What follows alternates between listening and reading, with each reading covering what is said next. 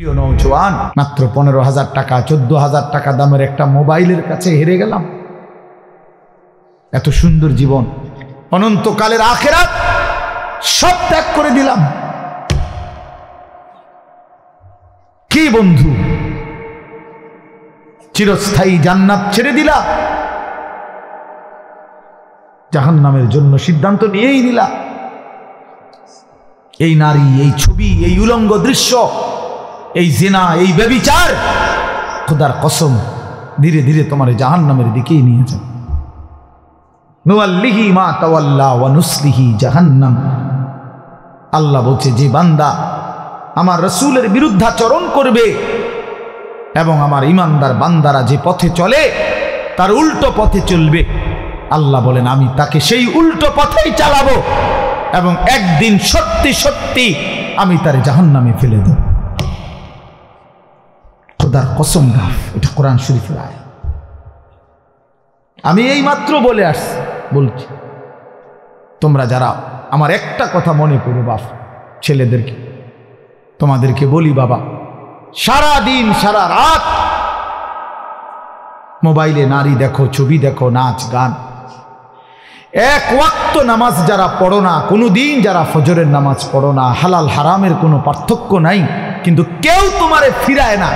তোমার মা, তোমার বাবা, তোমার পাড়া, তোমার মহল্লা, তোমার দেশবাসী, কেউ তোমারে নিয়ে একটু ভাবে না, কেউ তোমার একটু ফিরায় না।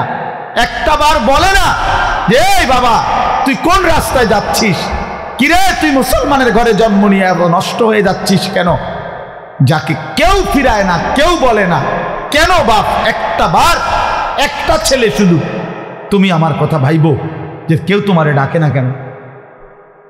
365 দিনে খোদার একটা বছরে কোনোদিন ফজরের নামাজ পড়লা না, অথচ কেউ তোমার একটু বলেও না কিরে বাবা তুই মুসলমানের ঘরে জন্ম নিয়ে ফজরের নামাজ পড়স না কেন? সারাদিন রাত তুমি মোবাইলের মধ্যে নারী নিয়ে, ছবি নিয়ে পড়ে থাকো, কিন্তু আপন মা বাবা, আত্মীয় স্বজন, পাড়া পড়োশি কেউ তোমারে ফিরাইবার জন্য একটু ডাকেও না, বলেও না। এমন হয়ে গেল কেন তোমার জীবনটা? কেউ তোমারে বাঁচাইতে চায় না কেন? মনে রাখো বাপ, মূল কারণ একটাই, তোমার উপরে আল্লাহর লানত পড়ছে, খোদার লানত, খোদার গজব পড়ছে তোর উপরে। এই জন্য আল্লাহর লানত পড়ে যার উপরে, তার থেকে গোটা সৃষ্টি মুখ ফিরায় নেয়। এটা মুখ ফিরায় নেয়, এটা জরুরি বিষয়, মুখ ফিরিয়ে নেয়। আমার মার বয়স এই মাত্র বললাম, আমার মা আমি বললাম কিছুই বুঝে না, কিন্তু সেই মা আমার এখনো মনে আছে। একটা আশ্চর্য বিষয় হলো 75 বছরের কম হবে না মার বয়স, মা আমার এখনো আমারে বলে, আমারে দেখলে বলে বা আমগরে বলে, আমার 44 বছর বয়স, আমার 4টা সন্তান আছে, আমি আজকে 21 বছরের চাইতে বেশি ওয়াজ মাহফিলে যাই আলহামদুলিল্লাহ, আল্লাহর দয়া। কিন্তু কসম আল্লাহ, মা এখনো আমারে বলে ফুত নামাজ পড়ছো, নামাজ পড়ছো। আমারে সব সময় বলে মা ফুত চাইও, মানুষের কত আনে মাহফিলে যাও, মানুষের লগে চাইও, টাকা পয়সা লইয়া ঝামেলা করো না। কতবার যে কইছে কথা এটা মা আমারে, আমার জীবনে। কিরে বেটা, আমার 75 বছরের মা তো, আমি 44 বছরের ছেলে, আমি আমারে আজও ডাকে, তোরে কেন ডাকে না? তোর উপরে কোন খোদার লানত পড়ছে বেটা? এই জন্য অব্যাহত ভাবে চোখের সামনে ছেলেটা চরিত্রহীন হয়ে যাচ্ছে, লম্পট হয়ে যাচ্ছে, এক ওয়াক্ত নামাজ পড়ে না, কেউ তারে ডাকে না।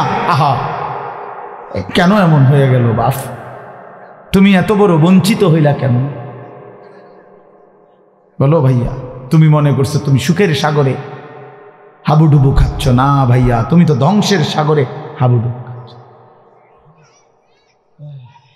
তুমি তো ভাবছো তুমি বড় মজায় আছো, তোমার মাথার উপরে কারো ছায়া নাই, আসলে তো তোমার উপরে খোদার লানত।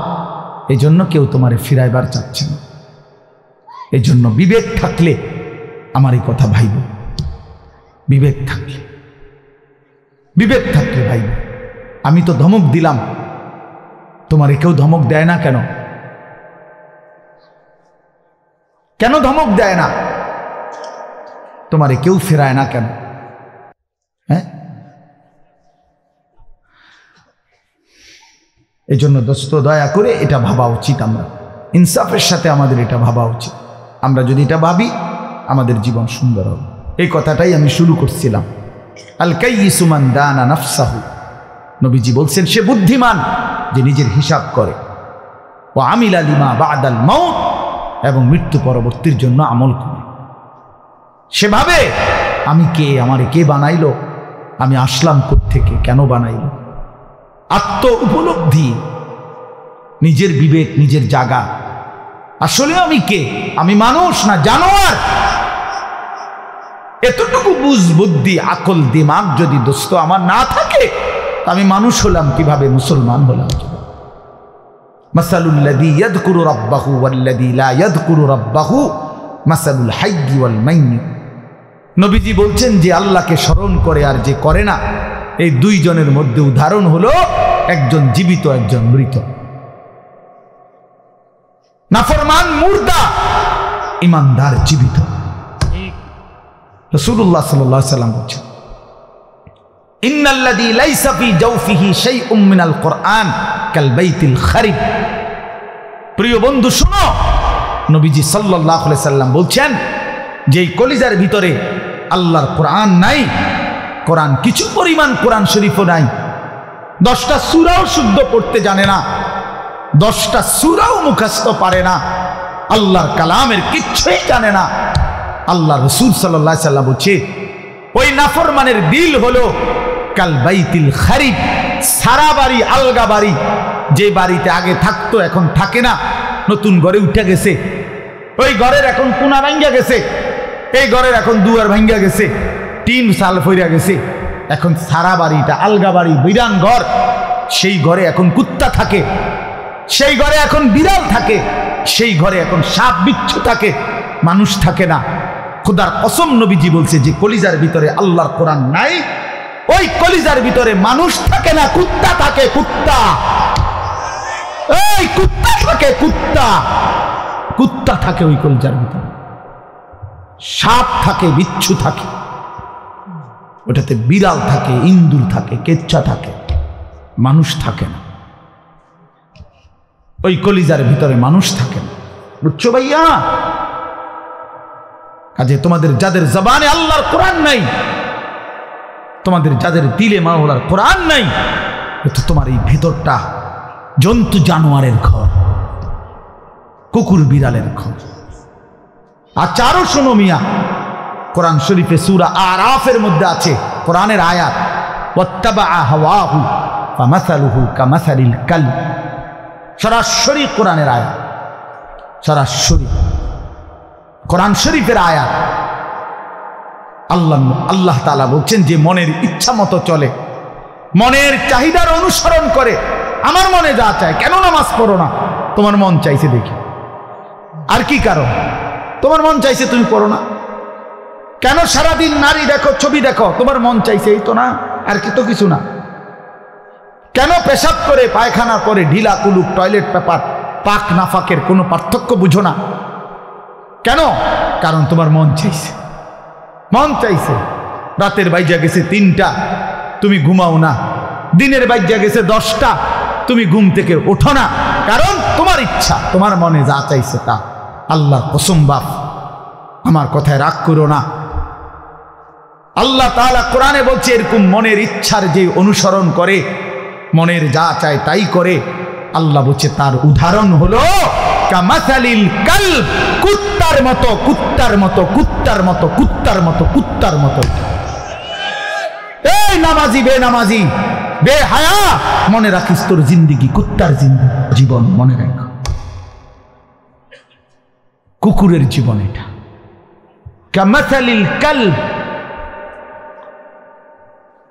কই হারুন কই কও, কামাসালিল কালব, কালব অর্থ কি কও বলো? এরা তো সব আমার ছাত্র, হারুন, এই যে রবি, বলো। কামাসালিল কালব, কুকুরের মতো আল্লাহ বলছে কোরআন। এ তো কোনো ব্যাখ্যার কিছু নাই যে এক হুজুর কইছে এটা, আরেক হুজুর কইছে এটা, এরূপ কথা বোঝেন না এমনি। এটা ব্যাখ্যার কিছু আছে এখানে? এটা তো স্বাভাবিক বাংলা, সোজা বাংলা। কামাসালিল কাল, কুকুরের মতো। ওই জিন্দিগি কুত্তার জিন্দিগি, যে জিন্দিগি নাফরমানের জিন্দিগি, নাফরমানের জীবন। এজন্য দোস্ত রহম করো নিজের উপর। আমার চিৎকার চেঁচামেচির একটাই মাকসাদ, সারাটা বছর আমি চিল্লাই, এই এক কথার ফেরি করি, তুমি তোমারে কদর করো। আমার বাবা, আপনাদেরকেও বলি, বাবারা যারা বয়স্ক আছেন, আপনি ইনসাফের সাথে বলেন, আপনি মুসলমান, 60 বছর ধরে আপনি মুসলমান, আপনি এখনো বিড়ি সিগারেট খান, আপনি ফিরবেন কখন? বলেন বাবা, 60 বছর ধরে এখনো আপনি চা দোকানে টেলিভিশনে নাচ গান না দেখলে আপনার রাতের ঘুম হয় না। আস্তাগফিরুল্লাহ, এত বছরেও আপনার নাফরমানি ছাড়ার সময় হয় নাই? 60 বছর বয়সেও মুসলমান গালি দেয়, 60 বছর বয়সেও মুসলমান কিস্তি নেয়, 60 বছর বয়সে মুসলমান সুদ খায়, 60 বছর বয়সে মুসলমান টেলিভিশনে নাচ গান নর্তকীর ছবি দেখে। ছি ছি ছি, এত নির্লজ্জ, এত বেহায়া ইমানদার বুড়া মানুষ হইতে পারে না। এত বেহায়া কোনো ইমানদার বুড়া হইতে পারে না বেটা। এটা বুঝা উচিত, এটা ভাবা উচিত। আলাম ইয়ানি লিল্লাযীনা আমানু আন তাখশা কুলুবুহুম লিযিকরিল্লাহ। আল্লাহ বলছে, মুমিন, আমি আল্লাহর ভয়ে তোমার মনটা নরম হওয়ার সময় আজও হয়নি? আমারে ডাকবা না তাইলে? আলাম ইয়ানি লিল্লাযীনা আমানু আন তাখশা কুলুবুহুম লিযিকরিল্লাহ ওয়া মা নাযালা মিনাল হক। রব্বে কারীম বলে, বান্দা, আমার স্মরণ, আমার জিকির, আমার বন্দিগি, আমার কোরআন পড়বার জন্যে তোমার মনটা নরম হওয়ার সময় আজও কি হয়নি? আল্লাহ যেন ডাক দিয়ে বলছে, যুবক, 365 দিন তো হয়ে গেল, একটা বছর চলে গেল, বান্দা কোনোদিন ফজরের নামাজ পড়লা না, তাহলে কি বান্দা আর কোনোদিন পড়বা না? এই ফয়সালা দিয়ে ফেললা। 30 বছর ধরে সুদ খাও বান্দা, তাহলে কি এই সিদ্ধান্তই নিলা আর কোনোদিন ছাড়বা না? 20 বছর ধরে দাড়ি কাটতেছ, তাহলে কি এই ফয়সালাই নিলা যে আর কোনোদিন দাড়ি রাখবা না? 20 বছর ধরে ঘরে রঙিন টেলিভিশন চলে, প্রতিদিন নাচ গান নর্তকীর ছবি, তাহলে কি মুমিন ফ্যামিলির জন্য এটাই সিদ্ধান্ত নিয়েছো যে আমি আমার পরিবারকে আল্লাহর নাফরমানির উপরেই রেখে যাব? এটা কি নাফরমানি না? কথা বলেন না? তাইলে আর কোনোদিন কি ফিরবা না? আল্লাহ জানতে চাইছে, আল্লাহ জানতে চাইছে, বান্দা, সময় কি আজও হয়নি? আমারে কি ডাকবা না? আমি কি একটা সেজদা পাবো না? আল্লাহ বলেছেন, আমি তো দুনিয়া বাদ দিতে বলি নাই। ওয়ালা তানসা নাসীবাকা মিনাদ দুনিয়া, দুনিয়া ভুলে যেও না। স্ত্রী তো আমি দিয়েছি, সন্তান তো আমি দিয়েছি, এই জীবনে যা উপার্জন করছো তো আমি দিয়েছি। ওয়া ফিস সামাই রিজকুকুম ওয়া মা তুআদুন। আল্লাহ বলেন, আসমানে তোমাদের রিজিক, জমিনে না। কোথায়? ওয়া ফিস সামাই রিজকুকুম, তোমাদের রিজিক আসমানে। মা উরিদু মিনহুম মির রিজকিন ওয়া মা উরিদু আন ইউতাইমুন। আল্লাহ বলে, বান্দা, আমি তোমাদের কারো কাছ থেকে কোনো রিজিক চাই না, তোমরা কেউ আমাকে খাওয়াইতে হবে আমি এটাও চাই না। ইন্নাল্লাহা হুয়ার রাজ্জাকু যুল কুওয়াতিল মাতিন। নিশ্চয়ই আল্লাহই হচ্ছেন সুবিশাল ক্ষমতার অধিকারী, রিজিক দাতা। কায়নাতকে তো আমি খাওয়াই, আমারে তো কেউ খাওয়াইতে হয় না। সবার আশ্রয় তো আমি দেই, আমারে তো কেউ আশ্রয় দিতে হয় না, আমি তো সব করি। ওয়া ইন আমসাসকাল্লাহু বিদুররিন ফালা কাশিফা লাহু ইল্লা হু আল্লাহ বলে, বলো না বান্দা, আমি যদি কাউকে মুসিবতে ফেলি তাইলে সেই মুসিবত থেকে উদ্ধারকারী আমি ছাড়া আছে কে? কে আছে? কে বলে না বাপ? কে? ফালা কাশিফা লাহু ইল্লাহু, আমি ছাড়া উদ্ধারকারী কেউ নাই, কেউ নাই। ওয়া ইন ইউরিদকা বিখাইরিন ফালা রাদ্দা লিফাদলিহি, আল্লাহ বলেন আর আমি যদি কাউকে কল্যাণ করি, উপকার করি, তাইলে আমার কল্যাণ, আমার উপকার ঠেকায়া দিবে এমনও তো কেউ নাই। কে দিবে আমার ঠেকায়া? আমারে প্রতিহত করবে কে? ওয়া ইন মিন শাইইন ইল্লা ইনদানা খাযাইনুহু ওয়া মা নুনাজ্জিলুহু ইল্লা বিকদারিন মা'লুম। আল্লাহ বলে, বান্দা সব কিছু আমার কাছে আছে ভান্ডারে ভান্ডারে, কিন্তু আমি জমিনে নাজিল করি পরিমাণ মতো করে। একসাথে সব আলু দিয়া দিলে রাখবা কই? একসাথে 30 বছরের পেঁয়াজ দিয়া দিলে রাখবা কই? কথা বোঝেন নাই? একসাথে 50 বছরের খাবার দিয়ে দিলে রাখবা কই?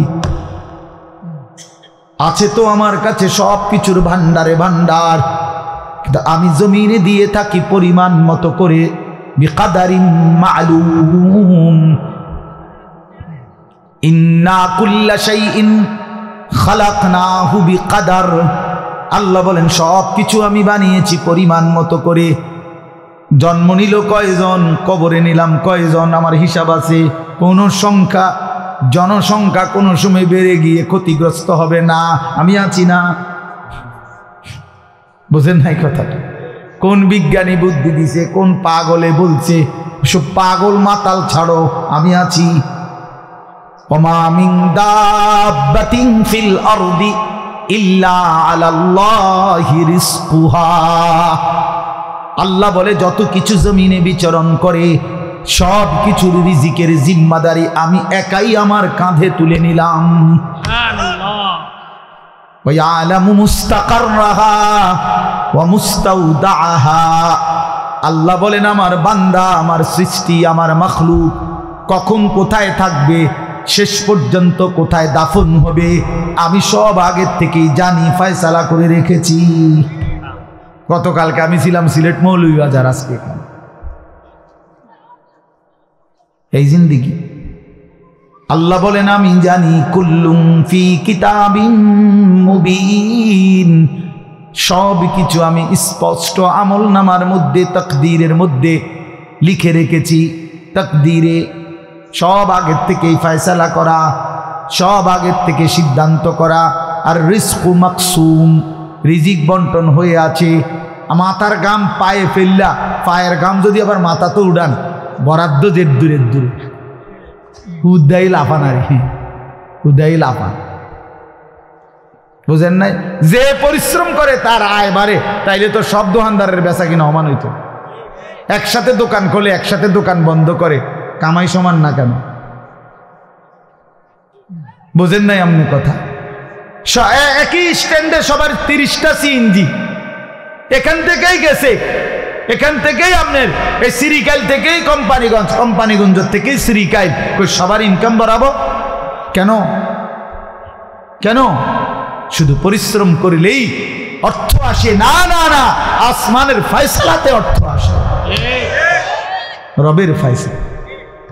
ইন্না রাব্বি ইয়াবসুতুর রিজকা লিমান ইয়াশাউ ওয়া ইয়াকদির, আল্লাহ বলেন আমি যাকে মন চায় তাকে বেশি দেই, যাকে মন চায় তাকে কম দেই না। আমার ফয়সালা, তোমার কি? কমটাও আমার, বেশিটাও আমার, তুমি কি? আল্লাহ তারে বেশি দিলেন কেন, তো তোমারে কম দিলাম কেন? তোমারে যে কম দিলাম এটাই কেন দিলাম, তুমি এটা কও। তোমার কি যোগ্যতা? কোনটা তোমার? আসমান তোমার না জমিন তোমার? শরীর তোমার না দেহ তোমার? বুদ্ধি তোমার না চোখ তোমার না হাত তোমার? তোমার কি তা? কথা বলেন না কেন? তো সবই আমার, আমি যাকে যা মন চাই তাই দেব। তুমি কি? তুমি এনে মতামত দিবার অধিকার আছে নি আমার? তাইলে এই জন্য বাপ, বন্ধু আমার, দোস্ত আমার, সাথী আমার, সবাইরে বলি ভাইয়া জিন্দিগির হিসাব করেন, এটাই আমার মূল বক্তব্য। আর একটু নড়ে চড়ে ঘুরে দাঁড়ান। ছেলেরা, বাপ ফিরে আসো তুমি আল্লাহর দিকে, কোরআনের দিকে, নামাজের দিকে, সেজদার দিকে। এই কপাল পৃথিবীর কোনো কামাইতে লাগে না, খেয়াল করে দেখেন। উপার্জনের পৃথিবীতে মানুষ দেশে থাকুক আর বিদেশ থাকুক, চাকরি করুক আর ব্যবসায়ী করুক, ক্ষেত খামারে কাম করুক আর দিন মজুরি করুক, মাড়ি কাটুক আর যাই করুক, কপাল কোনো কামে লাগায় না। বোঝো না হিসাব নাই? কপাল কি লাগায় না? কোনো কাজে লাগায় না। কপাল শুধুই সেজদার জন্য, কপাল শুধুই সেজদার জন্য, শুধুই সেজদার জন্য, কপাল শুধুই সেজদার জন্য। কিসের জন্য? আল্লাহ বলছেন এটা বানাইছি সেজদার জন্য। এর জন্য যে কপালে সেজদা নাই, আল্লাহ যেন বলেছে যে ওই মানুষের বাচ্চা না, ওই জানোয়ার, জানোয়ার। এজন্য দোস্ত, কেন নামাজ পড়ো না? কেন সেজদা করো না? কেন আল্লাহকে ডাকো না? মাদেরকে জিজ্ঞেস করেন, বোনদেরকে জিজ্ঞাসা করেন, কেন আল্লাহর হুকুম প্রতিনিয়ত লঙ্ঘন করছে? কেন বোনেরা বেপর্দা? কেন মায়েরা বেপর্দা? মাকে বলেন, বোনকে বলেন, জিজ্ঞেস করেন নিজের বিবিকে, রাস্তার এই পুরুষদেরকে তোমার শরীর যৌবন দেখাইয়া কি অর্জন হয়েছে বলো? কয় টাকা কামাই হয়েছে? দুনিয়ারে বা কি পাইলা, আখেরাতের বা কি পাই? তোমরা একটা ছেলে বলো, বাবা নারী আর ছবি আর উলঙ্গ দৃশ্য দেখে দুনিয়ার কি পাইলা আর আখেরাতের কি পাইলা? আখেরাত তো কিছুই নাই, দুনিয়াও তো কিছু নাই। শরীর যৌবন, নিজের সক্ষমতা নষ্ট করা ছাড়া আর কি? আর কি ভাইয়া? এই জন্য আমি অনুরোধ করছি আপনাদের কাছে, আমরা যদি প্রত্যেকেই ভাবি আমরা ইমানদার, আমরা মুসলমান, আমাদের জিন্দিগি আখেরাত, আর এই আখেরাতের সবচেয়ে বড় ফিকির যদি আমার বিবেকে ঢুকে যে আসলে আমার জীবন আখেরাতের জন্য, আমারে আল্লাহ বানাইছেন আখেরাতের জন্য, আমারে আল্লাহ ঈমান দিয়েছেন জান্নাত দেওয়ার জন্য, তাহলে আমাদের জন্য সর্বশ্রেষ্ঠ নিজের জীবন গঠন, আখেরাত গঠন, জান্নাত অর্জন, জাহান্নাম থেকে মুক্তির সর্বশ্রেষ্ঠ মৌসুম মাহে রমজান। কি? শাহরু রমাদান। এটাই আল্লাহ তাআলা উল্লেখ করছেন নিজে। আমি এই আয়াতটাই পড়ছি, এটা বললে আমার কথা শেষ। সূরা বাকারার 185 নম্বর আয়াত, আল্লাহ তাআলা বলেন শাহরু রমাদান, রমজান মাস। যে রমজান এতটা দামি যে মহান আল্লাহ পাক রব্বুল আলামিন নিজে উল্লেখ করছেন, নিজে, শাহরু রমাদান, রমজান মাস। আচ্ছা, এই রমজান মাস এটা কোরআনের শব্দ, অতএব আপনারা ভাবেন, একজন হলেও বুঝবেন, আপনারা ভেবে দেখেন এটা পৃথিবীতে উচ্চারিত হয় রমজান মাস কতবার, কতদিন? সারা বছর। সারা বছর এই শব্দ উচ্চারিত, কারণ সারা বছর আল্লাহর কোরআন আল্লাহর জমিনে কোথাও না কোথাও তেলাওয়াত হইতেছে। তাহলে এটা যেহেতু কোরআনের শব্দ শাহরু রমাদান, এই জন্য রমজান মাস এই কথার যেন উচ্চারণ সারা বছর, সারা বছর যেন আল্লাহর জমিনে উচ্চারিত হয় যে বান্দা, একটা মাস আছে বড় দামি মাস, সেটা রমজান মাস, সেটা রমজান মাস। আল্লাহ বলেন, এবার নিজে আল্লাহ বলতেছেন, শোনো বান্দা, আমি নিজেই এই মাসের পরিচয় দেই। আমি যদি জিজ্ঞেস করি রমজান মাস কোন মাস, তা আল্লাহ বলেন আমি পরিচয় দিচ্ছি, শোনো, আল্লাযী উনজিলা ফীহিল কোরআন, এটা সেই মাস যে মাসে আমি আল্লাহ কোরআন নাজিল করেছি। কোরআন নাজিল হয়েছে যেই মাস, সেই মাসের নাম রমজান মাস। এই কারণে রমজান এত দামি। রমজানের আমার শায়েখ আল্লামা মুফতি মুশতাকুন নবী সাহেব বলে, রমজানের প্রতি ঘন্টা, মিনিট, সেকেন্ড, এক একটা মুহূর্ত যেন হীরা মণি মুক্তার মতো, হীরা মণি মুক্তার মতো। আল্লাহ তাআলা এমন ভাবে এটাকে, যেমন এই প্যান্ডেলটা আপনারা আলাদাভাবে সুন্দর করে চারদিকে কি চমৎকার করে সাজাইছেন, চারিদিকে এটাকে সুন্দর করে একটা সাজানো প্যান্ডেল, রমজানকে যেন আল্লাহ তাআলা এভাবে সাজাইছেন। আল্লাহ নিজের হাতে রমজান সাজাইছেন। আল্লাহ বলে, বান্দা শোনো আমি রমজানকে কেমনে সাজাইলাম। 1, পুরা মাস রোজা। 2, প্রতিদিন ইফতার। 3, প্রতিদিন সাহারি। 4, প্রতিদিন 20 রাকাত তারাবি। 5, শেষ দশকে এতেকাফ। 6, শেষ দশকের বেজর রাত্রিতে শবে কদর। এরপরে 7, একটা নফল একটা ফরজের সমান। 8, একটা ফরজ 70টা ফরজের সমান। 9, প্রথম দশক রহমত। 10, মাঝখানের দশক মাগফিরাত। 11, শেষ দশক জাহান্নাম থেকে মুক্তি। আল্লাহ বলেন, জান্নাতের দরজা খুলে দিলাম, জাহান্নামের দরজা বন্ধ করে দিলাম, সমস্ত শয়তানগুলোকে শেকলে বন্দী করে দিলাম, চারিদিক দিয়া গোলাইয়া সব গুছাইয়া বান্দা রাস্তা কেবল একটাই খোলা, দরজা কেবল একটাই খোলা। পুরা রমজান রাতে আসো, দিনে আসো, দুপুরে আসো, শুধু আমার গোলামি করবা, গুনাহ ছেড়ে দিবা, আর একটা দরজা দিয়ে সবাই ঢুকবা, শুধুই জান্নাত, শুধুই জান্নাত, শুধুই জান্নাত, শুধুই জান্নাত। কারণ দরজা তো খোলা একটাই, জান্নাতের দরজা, জাহান্নামের দরজা বন্ধ। এই মাসে আমি কোনো দিকে দেব না, শুধু জান্নাত দেব, শুধু জান্নাত, শুধু জান্নাত। এজন্য বাপ মহান আল্লাহ পাক রব্বুল আলামিন বলছেন, রমজান আমি কোরআন নাজিলের মাস। আমার শায়েখ বলে, আল্লামা মুফতি মুশতাকুন নবী সাহেব বড় সুন্দর বলছে হুজুরে, যে শুনেন আল্লাহ তাআলা রমজানকে বলছেন কোরআন নাজিলের মাস, এজন্য দামি বানাই দিছেন রমজান। একটাবার চিন্তা করে দেখেন, প্রত্যেক রমজানে কোরআন নাজিল হয় না, রমজান নির্দিষ্ট একটি রমজানে না কোরআন নাজিল হয়েছে, কথা বুঝছেন? কিন্তু ওই এক মাসে কোরআন নাজিল হয়েছে দেখা আল্লাহর এই জমিনে যতবার এই মাস ঘুরে ঘুরে আসতেছে 1450 বছর ধরে, প্রত্যেকবারই এই মাস দামি হয়ে যাচ্ছে। একটি রাতে শবে কদর কোরআন নাজিল হয়েছে, ফলে যতবার এই রাতটা ঘুরে ঘুরে আসে প্রত্যেক বছরই এই রাত দামি হয়ে যাচ্ছে। অতএব কোরআনুল কারীম এক রাত্রিতে নাজিল হয়েছে, এজন্য প্রত্যেকবারই ওই রাত্রি দামি। একটি মাসে নাজিল হয়েছে, এজন্য প্রত্যেক বছর ওই মাসটা দামি। এজন্য যে ইমানদার কোরআনকে বুকে আগলায় নিছে, কোরআনকে নিজের জীবনে গ্রহণ করে নিছে, রমজানকে আপন করে নিছে, খোদার কসম রব্বে কারীম তাকেও সারা বছর সারা জিন্দেগি দামি বানায়, দামি বানায়। এজন্য রমজান মাসের নাম কি? রমজান।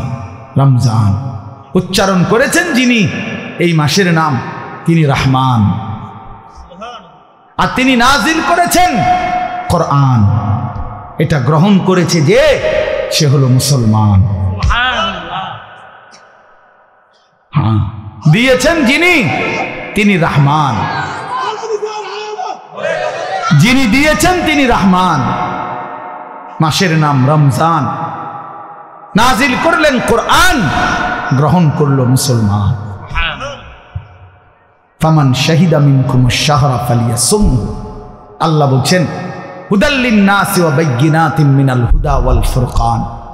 আল্লাহ বলছে, বান্দা আমি এমন কোরআন নাজিল করেছি যে কোরআন গোটা বিশ্ব মানবতার হেদায়েত, এবং সব কথাই স্পষ্ট, বাইয়িনাত, কোনো কথা, কোনো শব্দ, কোনো বাক্য, কোনো ব্যাখ্যা বিশ্লেষণ অস্পষ্ট, অগোছালো, অপূর্ণাঙ্গ কোরআনে নাই, সব স্পষ্ট, রাত দিন 24 ঘন্টা। ওয়াল ফুরকান, এবং কোরআনই হচ্ছে, এই শেষ কথাটা মনোযোগ দিয়ে শোনো ভাইয়া, আল্লাহ তাআলা বলছে কোরআন হচ্ছে ফুরকান, সত্য মিথ্যা, ন্যায় অন্যায়, উচিত অনুচিত, হালাল হারাম, জায়েজ না জায়েজ, করণীয় বর্জনীয়র মধ্যে পার্থক্যকারী আল্লাহর কোরআন। এজন্য ভাইয়া বাপ বিশ্বাস করেন, ছেলেরা বাপ তোমাদেরকে বলি ভাইয়া, আল্লাহর কোরআনের জ্ঞান যার নাই, কোরআন যার বুকে নাই, কোরআন যার হাতে নাই, কোরআন যার জবানে নাই, কোরআন যার জিন্দেগিতে নাই, কোরআন যে গ্রহণ করে নাই, আল্লাহর কসম, রব্বে কাবার কসম, সে হালাল হারাম, বৈধ অবৈধ, ন্যায় অন্যায় সে বুঝতে পারে নাই, খুঁজে পায় নাই, তালাশ করে পায় না।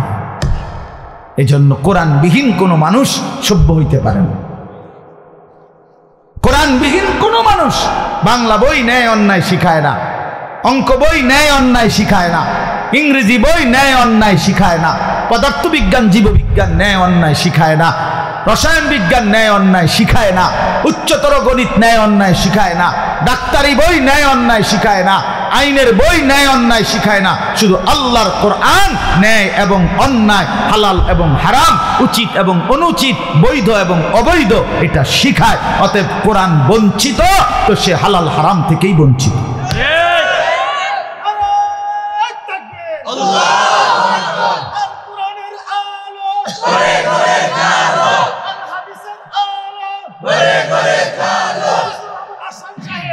অতএব এটা ফিকির করা চাই, এটা পার্থক্যকারী জ্ঞান। এজন্য আপনাদের সবার কাছে অনুরোধ, নিজের ছেলেকে নিজের মেয়েকে আল্লাহর কোরআন থেকে বঞ্চিত করবেন না। বাচ্চাটাকে দিন শিখান, আল্লাহর কোরআন শেখান। জীবনের সবচেয়ে বড় সম্পদ দিয়ে গেলেন। কোরআন আজীবন মানুষকে দামি বানায়, কোরআন জান্নাতেও দামি বানাবে। সর্বশেষ কথা হলো ফামান শাহিদা মিনকুমুশ শাহরা ফালিয়াসুমহু। আল্লাহ বলছে অতএব এত বড় ফজিলতপূর্ণ রমজান মাস যদি তোমার জন্য মিলে, আল্লাহ নিজে কি মজা করে আল্লাহ বলছে বান্দা যদি রমজান পর্যন্ত তুমি পৌঁছো, তোমার জীবনে যদি রমজান মিলে, তুমি যদি হায়াত পাও, তো আমি আল্লাহ বলতেছি তুমি রোজা রাখো, তুমি রোজা আমার হুকুম মাইনো, তুমি গুনাহ ছেড়ে দিও, তুমি আমার বন্দিগি একটা মাস কইরো। যদি বলি আল্লাহ 1 মাস আপনার হুকুম মানবো, ঠিক আছে, গুনাহ ছেড়ে দিব, রোজাগুলো এবং বিধানগুলো মানবো, শরীয়তের হুকুম, আপনি আমারে কি দিবেন? আল্লাহ বলে লাআল্লাকুম তাত্তাকুন, 1 মাসেই আমি আল্লাহ তোমারে মুত্তাকি বানিয়ে দেব। যদি বলি মুত্তাকি হলে কি হবে? আল্লাহ বলে জানো না, জান্নাত বানানোই হয়েছে মুত্তাকিদের জন্য। উইদ্দাত লিল মুত্তাকিন, জান্নাত বানানোই হয়েছে মুত্তাকিদের জন্য। অতএব যে মুত্তাকি সেই জান্নাতি, যে জান্নাতি সেই মুত্তাকি। আমার কিশোর, আমার নওজোয়ান, আমার বাপ, আমার ভাই, আমার বন্ধু, আমার পর্দার আড়ালের মা বোন, সবাইকে বলি হায়াতের কদর করেন, জিন্দেগির কদর করেন। আপনাদের এই একটা মাহফিল খুব সম্ভব, বারবার আমি আসি। ওই কবির ভাই এইসা প্রেশার তার, এই এক মহব্বতের মানুষের কাছে আমি বারবার হেরে যাই, যার কারণে তার খুব বেশি ভালোবাসার কারণে এই মাহফিলটা কোনো না কোনোভাবে মিলাইতে হয়। তা আল্লাহর দয়া আজকেও আশা হইছে। আমি সবার কাছে অনুরোধ করছি, আমাদের মাওলানা সানাউল্লাহ বয়ান করবে, আসছে ও মাশাআল্লাহ, ও অনেক সুন্দর বয়ান করে মাশাআল্লাহ। তো সে বয়ান করবে, দোয়া করবে। আমি দিল থেকে আপনাদের জন্য দোয়া করি, আল্লাহ তাআলা আপনাদের সবাইকে ঈমান আমলের জিন্দেগি দান করেন। আমার নওজোয়ান ভাই, তোমরা নষ্ট হইও না, চরিত্রহীন হইও না। মোবাইল, নারী, ছবি, এই জেনা, ব্যভিচার, মদ, জুয়ার আড্ডা থেকে ছোট ভাইয়া আল্লাহকে রাজি করো, হালালের উপরে চলো। ইনশাআল্লাহ দেখবা আগামী দিনে তোমরা ইমাম মাহদির পক্ষে লড়তে পারবা, তোমরা দাজ্জালের বিরুদ্ধে লড়তে পারবা। আগামীর ইসলামের পতাকা তোমাদের হাতে উড়বে ইনশাআল্লাহ, কালেমার পতাকা উড়বে ইনশাআল্লাহ। অতএব নওজোয়ান, হাল ছাইরো না, চরিত্রহীন হইও না, আল্লাহকে রাজি করো, সেজদা করো। ইনশাআল্লাহ গোটা দেশ, গোটা মহল্লাবাসী তোমার মহব্বত করবে, রব্বে করিমও তোমাকে আদর করবে। আল্লাহ আমাদের ছেলেদেরকে মাফ করে দেন, কবুল করেন। আজকের এই সুন্দর মাহফিলে আল্লাহ বরকত দেন। কেউ উঠাউঠি করেন না, দয়া করে সুন্দর করে বসে, এরপরে দোয়া মুনাজাত করে এরপরে যাবেন। আল্লাহ তাআলা সবাইকে তৌফিক দান করেন, কবুল করেন, আমিন। সুবহানাল্লাহি ওয়া বিহামদিহি।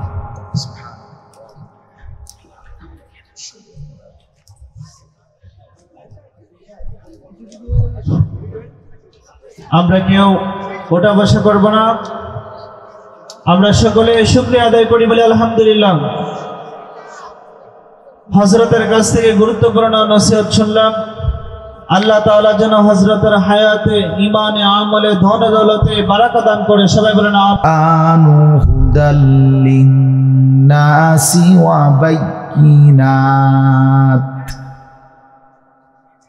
বাইয়িনাতিন মিনাল হুদা ওয়াল ফুরকান ফামান শাহিদা মিনকুমুশ শাহরা فليصم সাদাকাল্লাহু মাওলানা আল-আযীম। وقال نبينا صلى الله عليه وسلم من لم يدع قول الزور والعمل به فليس لله حاجة أن يدع طعامه وشرابه اللهم صل على محمد وعلى آل محمد كما صليت على إبراهيم وعلى آل إبراهيم إنك حميد مجيد اللهم بارك على محمد وعلى آل محمد كما باركت على إبراهيم وعلى آل إبراهيم إنك حميد مجيد سبحانك لا علم لنا إلا ما علمتنا إنك أنت العليم الحكيم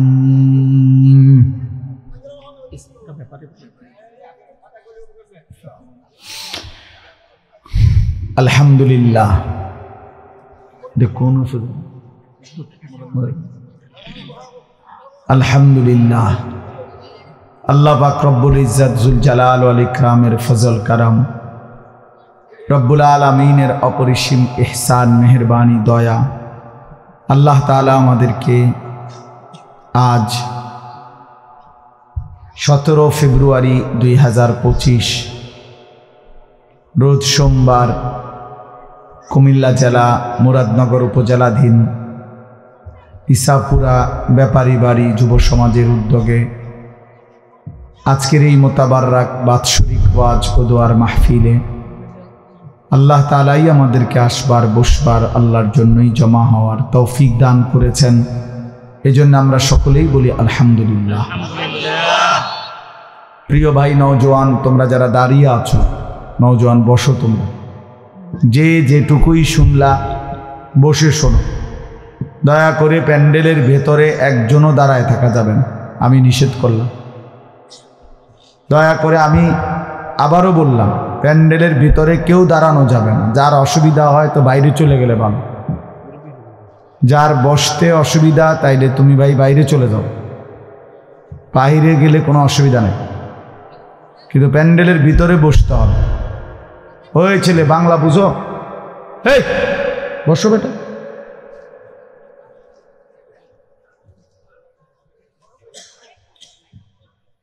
মাশাআল্লাহ,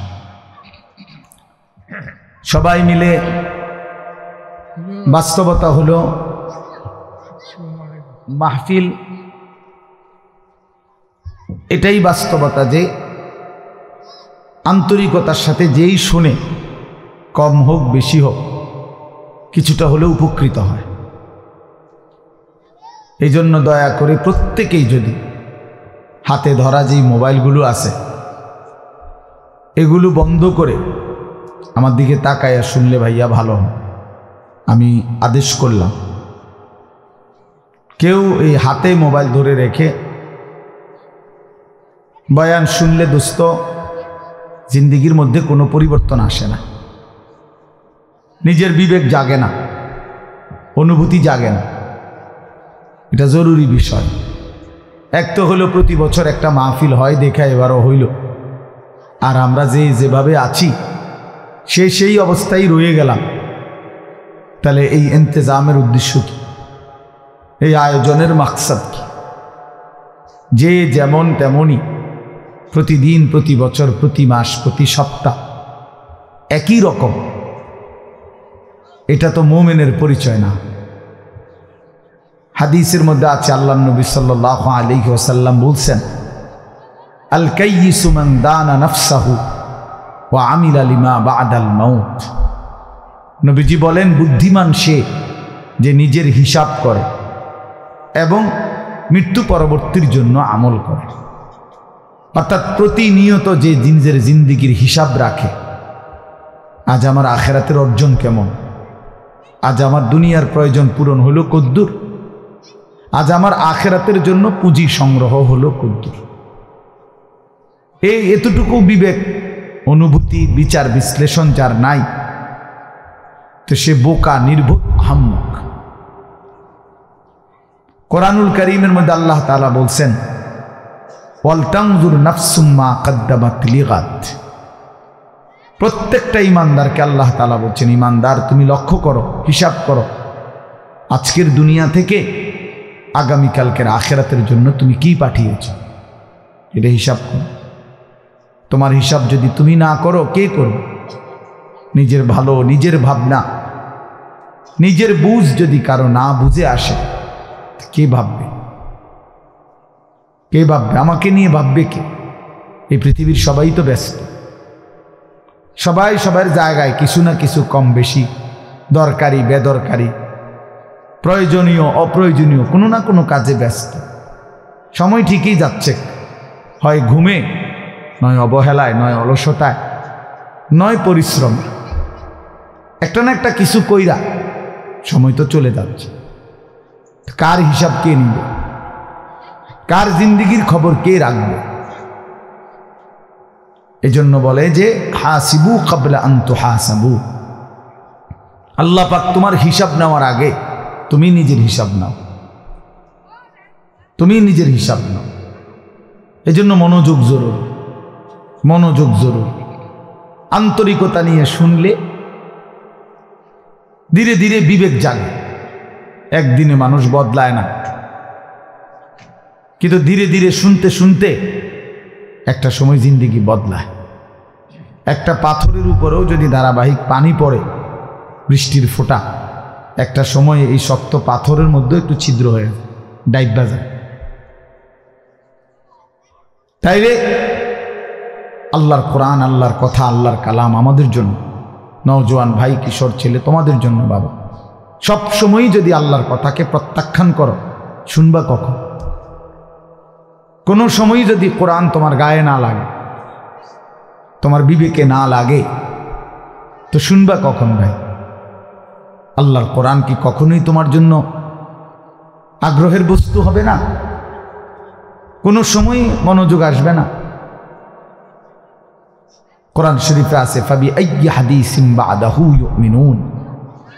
আল্লাহ বলে, বান্দা, কোরআনের চাইতে দামি আর কোন কথা বললে তুমি বিশ্বাস করতে? বলো, এর চাইতে দামি আর কি বলতাম আমি আল্লাহ? আমি আল্লাহ বলেছি, সর্বশ্রেষ্ঠ ফেরেশতা জিব্রাইলের মাধ্যমে পাঠিয়েছি, সর্বশ্রেষ্ঠ রাসূল আমার প্রিয় বন্ধুর কাছে পাঠিয়েছি। 23 বছর আমি আল্লাহ বলছি, 30 পারা কোরআন নাজিল করেছি। এরপরে আর কি বলতাম আমি? কিভাবে বলতাম? এর চাইতে দামি, এর চাইতে শ্রেষ্ঠ আর কোন কথা বললে তুমি মেনে নিতে? কোরআন শরীফে আল্লাহ জানতে চাইছে আমাদের কাছে। এই জন্য দোস্ত, এই জন্য বাপ, খুব লম্বা বয়ান করার মতো সময় সুযোগ আমার কাছে নাই। আমি প্রথম অনুরোধ করলাম, মনোযোগ থাকা দরকার। আমার বয়ান হোক আর যার বয়ানই হোক, নিজ মহল্লার ইমাম সাহেবের বয়ান হোক আর একেবারে সাঁদের দেশের হুজুর হোক, যে মনোযোগী হয় তার জিন্দেগি বদলায়। মনোযোগী না হলে গাফেল, তত আপনার জন্য কাবা শরীফের ইমাম আনলেই কি, আপনার জন্য মদিনার মসজিদে নববীর ইমাম সাহেব আনলেই কি, আপনার তো সিদ্ধান্ত পরিবর্তন হবেন না। তাইলে পৃথিবীর সবচেয়ে বড় হুজুর আনলেই কি হবে আর না হবে? যে সিদ্ধান্তই নিছে যে আমি ফজরের নামাজ পড়ব না, তো তার জন্য হুজুর বদলায় লাভ কি? যে সিদ্ধান্তই নিছে আমি হালাল খাবো না, আমি সুদ কিস্তি এটা ছাড়বো না, এটা আমার সিদ্ধান্ত, তাইলে তার জন্য হুজুর বদলাইয়া লাভ কি? বড় থেকে বড় হুজুর এনে লাভ কি ভাইয়া, যদি আমার দিল উল্টানো থাকে? এই যে হাদিসের মধ্যে আছে, আল্লাহ নবী, ভাই বুট খায়ও না, বুট খায়ও না, মনোযোগ দাও ছেলেরা। আমি আবারও বলছি ভাইয়া, পরস্পর কথা বলো না, ফালতু অভ্যাস ছাড়তে না পারলে তুমি উঠে যাও, আমার কোনো মানা নাই, আমি কথাই বলবো অল্প একটু। দোস্ত মনোযোগ না দিলে তুমি বাহিরে ঘোরো, আমার কোনো অসুবিধা নাই। বললাম আমি ব্যক্তিগতভাবে শ্রোতা গুণী না, এটা আমার কোনো সময়ের মাথা ব্যথা না। ছোট বড় সব মাহফিলে আমি সমান তালে বয়ান করি, এটা আমার আজীবনের অভ্যাস। আলহামদুলিল্লাহ এই অঞ্চলটা আমার পায়ে হাঁটা অঞ্চল। এখনো না আমি আসছি গাড়িতে, কিন্তু আমি তো এগুলো পায়ে হাঁটে হেঁটেই আসছি। তাইলে যখন আমার আরো ছোট ছোট মাহফিল ছিল তখনও আমি 3-4 ঘন্টা বয়ান করে গেছি। ব্যস্ততার কারণে সময় মিলানো যায় না, এতটুকুই সমস্যা, আর কিছু না। জোহরের পর থেকে বয়ান শুরু হয়েছে, এখনো চলতেছে, আরো বয়ান আছে। হ্যাঁ মুরাদনগর আবারও বয়ান আছে। এটা এমনি বললাম, অর্থ হইল আল্লাহর জন্য বলতে থাকা। এজন্য দোস্ত বন্ধু আমার, মনোযোগ দিলে ভালো। জীবনটা সবসময় একরকম খামখেয়ালি গাফলতি অবহেলায় অবহেলায় চলে গেল তো রাত তো আর ফিরবে না, দিন তো আর ফিরবে না, এই সময় আর হবে না। 17ই ফেব্রুয়ারি 2025 আর আসবে না। আগামী বছর 17ই ফেব্রুয়ারি হবে, কিন্তু সেটা হবে 2026। আগামী সপ্তাহে 17 তারিখ সোমবার আসবে, কিন্তু সেটা হবে 23 তারিখ। প্রতি রাত, প্রতি ঘন্টা, প্রতি মিনিট, প্রতি সেকেন্ড একবারই আসে। আমাদের হায়াত একবারই, প্রত্যেক মিনিট একবার। নবী সাল্লাল্লাহু আলাইহি ওয়াসাল্লাম বলছেন, ইরতাহালাতিদ দুনিয়া মুদবিরা ওয়ারতাহালাতিল আখিরাতু মুকবিলা। নবীজি বলেন, উম্মত শুনো, প্রতি সেকেন্ড, প্রতি মিনিট দুনিয়া তোমার পিছনে যাচ্ছে, প্রতি মিনিট আখিরাত তোমার সামনে আসছে। প্রতি ঘন্টা যায় তো আমার দুনিয়া যায়, প্রতি ঘন্টা যায় তো আমি আখিরাতের দিকে 1 ঘন্টা আগায় যাই, কবরের দিকেই 1 ঘন্টা আগায় যাচ্ছি, হাসরের দিকেই আমরা মূলত কি আগায় যাচ্ছি। এই জন্য নবীজি বলছেন, অতএব বুদ্ধিমান হলে শোনো উম্মত, ফাকুনু আবনা আল আখিরা ওয়ালা তাকুনু আবনা আদ দুনিয়া। নবীজি বলছেন, অতএব তুমি আখিরাতের সন্তান হও, আখিরাতের পরিচয়ে পরিচিত হও, দুনিয়ার সন্তান হও না। শুধু ডাক্তার, শুধু ইঞ্জিনিয়ার, শুধু আইনজীবী, শুধু ব্যারিস্টার, শুধু পয়সাওয়ালা, শুধু ব্যবসায়ী, শুধু কৃষক, শুধু বিদেশি, শুধু প্রবাসী, এক মুসলমান হিসেবে এতটুকু পরিচয় নিয়েই তুমি যথেষ্ট হইও না। এক মুসলমানের পরিচয় এতটুকুই না, বরং তোমার পরিচয় যেন হয় আখিরাতের পরিচয়। লোকটা নামাজি, লোকটা রোজাদার, লোকটা চরিত্রবান, লোকটা দিনদার, লোকটা ফরহেজগার, লোকটা আল্লাহওয়ালা, লোকটা আখিরাতের ফিকির করে, মসজিদকে ভালোবাসে, মাদ্রাসাকে ভালোবাসে, ওলামায়ে কেরামকে ভালোবাসে, নামাজকে ভালোবাসে, আল্লাহর ঘরকে ভালোবাসে, কোরআনকে ভালোবাসে। এমন পরিচয়ে পরিচিত হও, এমন পরিচয় নিজের জীবনে লাগাও। নবীজি বলছেন, শুধু দুনিয়ার পরিচয়, অনেক বড় পয়সাওয়ালা, অনেক বড় টাকাওয়ালা, অনেক বড় ক্ষমতার অধিকারী, দোস্ত ক্ষমতা বেশি বা কম উভয় অবস্থাতেই কবরে চলে যাবে। হাসলেও মরে যাবে, কাঁদলেও মরে যাবে। তাফসিরে মাআরিফুল কোরআনে আমরা পড়ছি, মুফতি শফি রহমতুল্লাহ আলাইহি বলছে, দুনিয়াবাসী, দুনিয়া নিয়া কারাকারি করো না, কারণ সর্বোচ্চ চেষ্টা করে দুনিয়া যদি জিতেও যাও তাইলেও মরে যাবা, যদি হেরেও যাও তাইলেও মরে যাবে। পৃথিবীর সর্বশ্রেষ্ঠ ধনী সেও মৃত্যুবরণ করবে, পৃথিবীর সর্বশ্রেষ্ঠ ফকির সেও মৃত্যুবরণ করবে, মরেই যাবে। প্রিয় বন্ধু, তোমরাও আমরাও হাসলেও মরে যাব, কাঁদলেও মরে যাব, সুখে থাকলেও মৃত্যু হবে, দুঃখে থাকলেও মৃত্যু হবে, অট্টালিকায় থাকলেও মরণ, কুড়ে ঘরে থাকলেও মরণ। অতএব যেই মৃত্যু আমাকে বরণ করতেই হবে, যেই কবর থেকে আমি আড়াল হওয়ার, পাশ কাটার কোনোই সুরত নাই, অতএব তার জন্য প্রস্তুতি নেওয়া, যে এটার মুখোমুখি আমাকে হতেই হবে, তার জন্য প্রিপারেশন নেওয়া, এটাই বুদ্ধিমানের কাজ। আমার যেহেতু ডায়াবেটিস হয়েই গেছে, এখন আমার এই অবস্থায় শরীর স্বাভাবিক থাকবে কেমনে, এইটা নিয়েই ফিকির করা উচিত। আমার যেহেতু গ্যাস্ট্রিক হয়েই গেছে, আমার যেহেতু এই রোগ হয়েই গেছে, এখন বিবেকবান বুদ্ধিমান উচিত যে এই অবস্থায় আমি সুস্থ থাকবো কিভাবে। ঠিক মনে করেন এরকম, আমাকে যেহেতু কবরে যেতেই হবে, আমাকে যেহেতু মরতেই হবে, অতএব এখানে উচিত বিবেক দিয়ে যে অতএব আমাকে কবরে ভালো থাকবো কিভাবে তার ফিকির। কারণ কোন যুক্তি দিয়ে, পৃথিবীর সর্বশেষ যুক্তি প্রযুক্তি দিয়েও তো আমি কবর থেকে বাঁচতে পারবো না। তাহলে যে সত্য আমাকে গ্রহণ করতেই হবে, যে অমোঘ বিধান আমাকে মেনে নিতেই হবে, তার জন্য প্রিয় ভাই নিজেকে প্রস্তুত করা, ভাবা, কল্পনা করা, এটাই বিবেকের কাজ, এটাই ইনসাফের দাবি। এই জন্য ছেলেদেরকে বললাম, বাবা কিশোর নওজোয়ান বয়সে তুমি ফিকির করো, তুমি সুস্থ সবল সামর্থ্যবান, শরীর স্বাস্থ্য জীবন যৌবন সব সুস্থ আছে, শক্তি আছে, এই সময়ে যদি কোনো ভাবনা না আসে তো বুড়াকালে কেমনে ভাববা?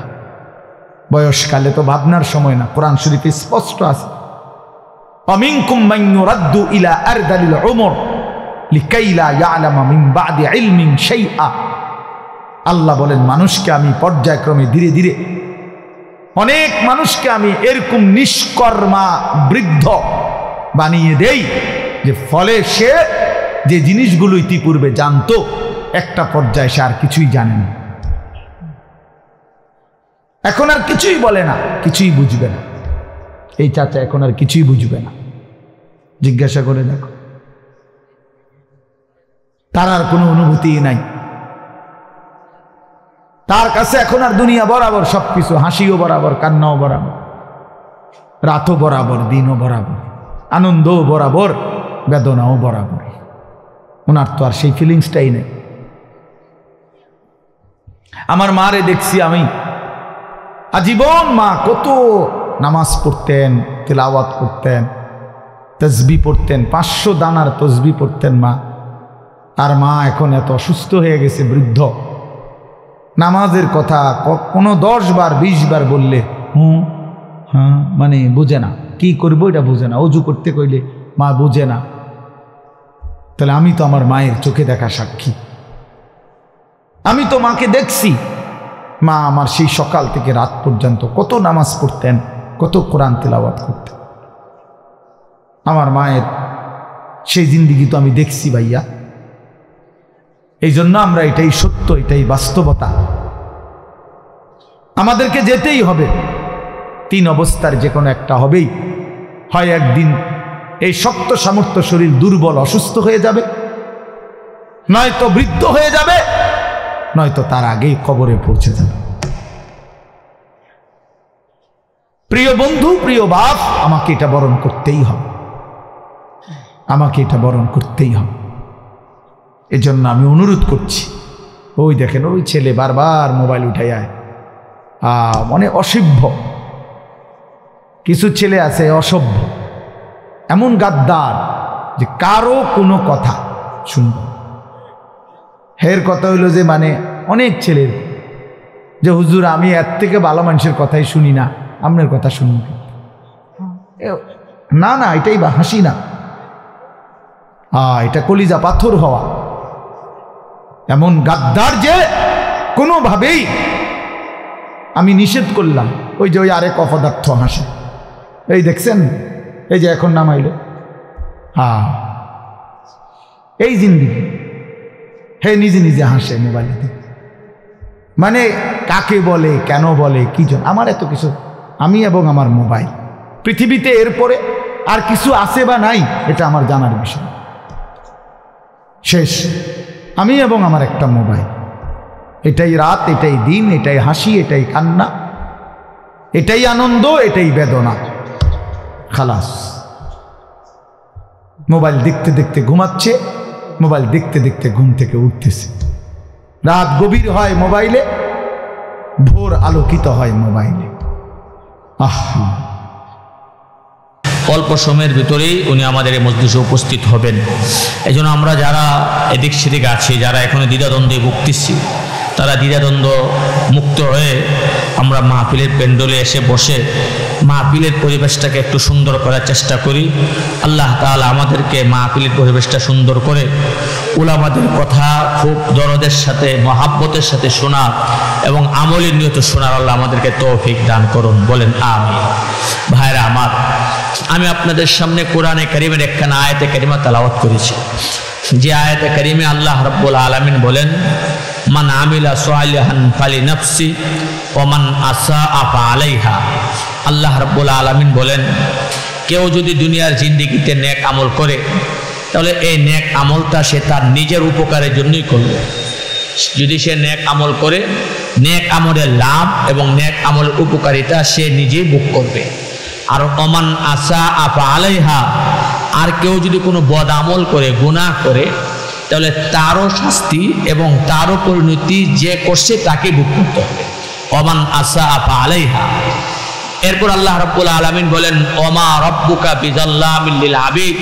আপনার রব, আপনার পরওয়ারদিগার, তোমার রব, তোমার পরওয়ারদিগার যে আল্লাহ, তিনি বান্দাদের প্রতি জুলুমকারী না, বরং তিনি তো নেক আমলের বদলা যথাযথ দেন, বরং একে 10 থেকে আরো বেশি 700 গুণ পর্যন্ত দেন। আর কেউ যদি গুনাহ করে, বদ আমল করে, কখনো তো আল্লাহ পাক ক্ষমা করে দেন, আবার কখনো আল্লাহ তাআলা যদি বদলা দেনও, তাহলে যতটুকু করে ততটুকুই দেন, তার চেয়ে বেশি আল্লাহ তাআলা দেন। আল্লাহ পাক বান্দার প্রতি জুলুমকারী না। এই আয়াত থেকে আমরা বুঝতে পারলাম, মানুষ যদি নেক আমল করে তারও একটা ফলাফল আছে, আর কেউ যদি কোনো বদ আমল করে তারও একটা ফলাফল আছে। নেক আমল করলে তার একটা ফায়দা আছে, লাভ আছে। শুধু লাভটা সে নিজেই ভোগ করে না, বরং তার পরবর্তী নসলও ভোগ করে। আর কেউ যদি বদ আমল করে, তার লাভ এবং উপকারিতা সে তার ক্ষতিটা শুধু সে নিজেই ভোগ করে না, বরং তার পরবর্তী নসলও ভোগ করে।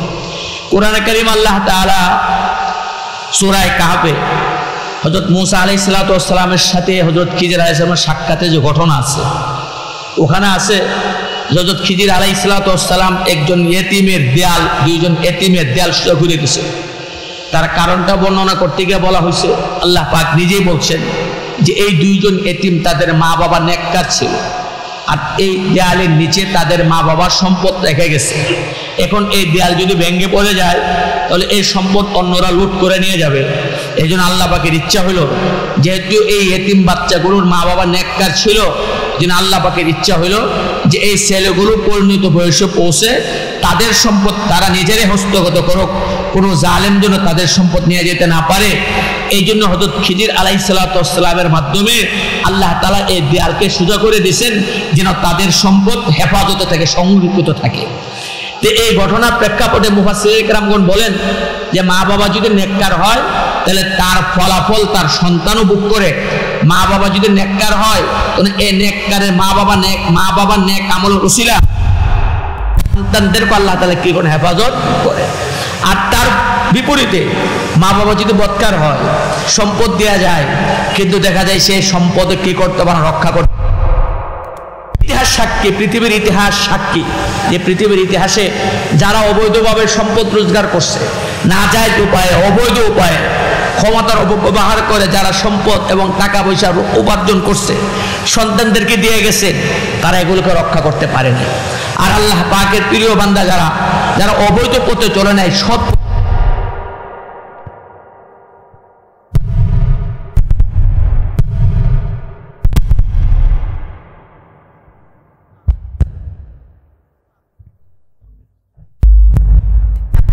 যখন খলিফাতুল মুসলিমিন হয়েছিলেন, খলিফাতুল মুসলিমিন উনি দীর্ঘ 2 বছরের কিছু সময় বেশি, প্রায় 2.5 বছরের মতো হযরত ওমর ইবনে আব্দুল আজিজ রাহমাতুল্লাহ খলিফাতুল মুসলিমিন ছিলেন।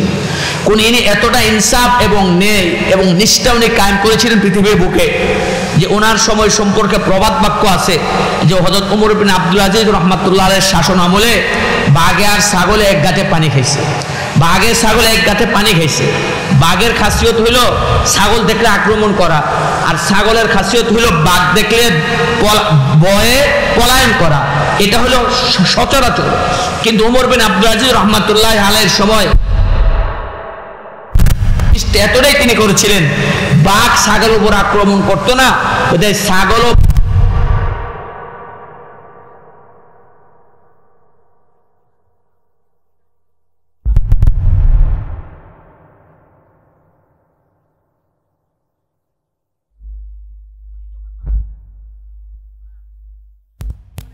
করেন। তখন উনি 11 জন ছেলে রেখে গেছেন। কয়জন? 11। সম্পত্তি বলতে কি রেখে গেছেন? তার 18 দিরহাম। কত দিরহাম? 18 দিরহাম। 18 দিরহাম। উনি ইন্তেকালের পরে ওনার কাফনে এবং ওনার এই কাফনে 9 দিরহাম খরচ হয়ে গেছে। আর বাকি রইল কত? এই 9 দিরহাম। ওই 9 দিরহাম ওনার 11 সন্তানের মাঝে কি হয়েছে? বন্টন হয়েছে। এতটুকু ওনার সম্পত্তি। আর ওনার পূর্ববর্তী যারা বাদশা ছিল, তারা তো এত সম্পদ রেখে গেছে যে এক একজনেরই আপনার বিশাল সম্পদের ভান্ডার তারা রেখে গেছে। ওনার আগে যিনি বাদশা ছিল, তারও যে খলিফা ছিল, তারও এরকম 11 ছেলে ছিল। সে তো তার সন্তানদেরকে 18 না 18-20 লাখ এরকম অনেক সম্পদ দিয়ে গেছে। যিনি ঘটনা বর্ণনা করেন তিনি বলেন, পরবর্তীতে উনি বলেন, আমি দেখলাম পরবর্তীতে ওমর বিন আব্দুল আজিজ রহমাতুল্লাহ আলাইহি উনি তো রেখে গেছেন 11 সন্তান। 11 জনে পাইলে মাত্র কত? 9 দিরহাম। আর তার পূর্ববর্তী বাদশা রেখে গেল কোটি কোটি সম্পদ, যারা এক একজনে 18 লাখ করে পাইল। কিন্তু পরবর্তী দেখা গেল যে ওই বাদশা যে জুলুম কইরা মানুষের মাল আত্মসাৎ কইরা টাকা পয়সা জমা করে গেছে, তাদের পরিণতি এমন হয়েছে যে তাদের সন্তানদেরকে আমি দেখছি, যিনি ঘটনা বর্ণনা করেন তিনি বলেন, আমি দেখছি তার সন্তানদেরকে বাগদাদের শাহী মসজিদের সামনে হাত পেতে ভিক্ষা করতেছে। কার সন্তান? যে সন্তানকে অবৈধভাবে এত টাকা পয়সা দিয়ে গেছে।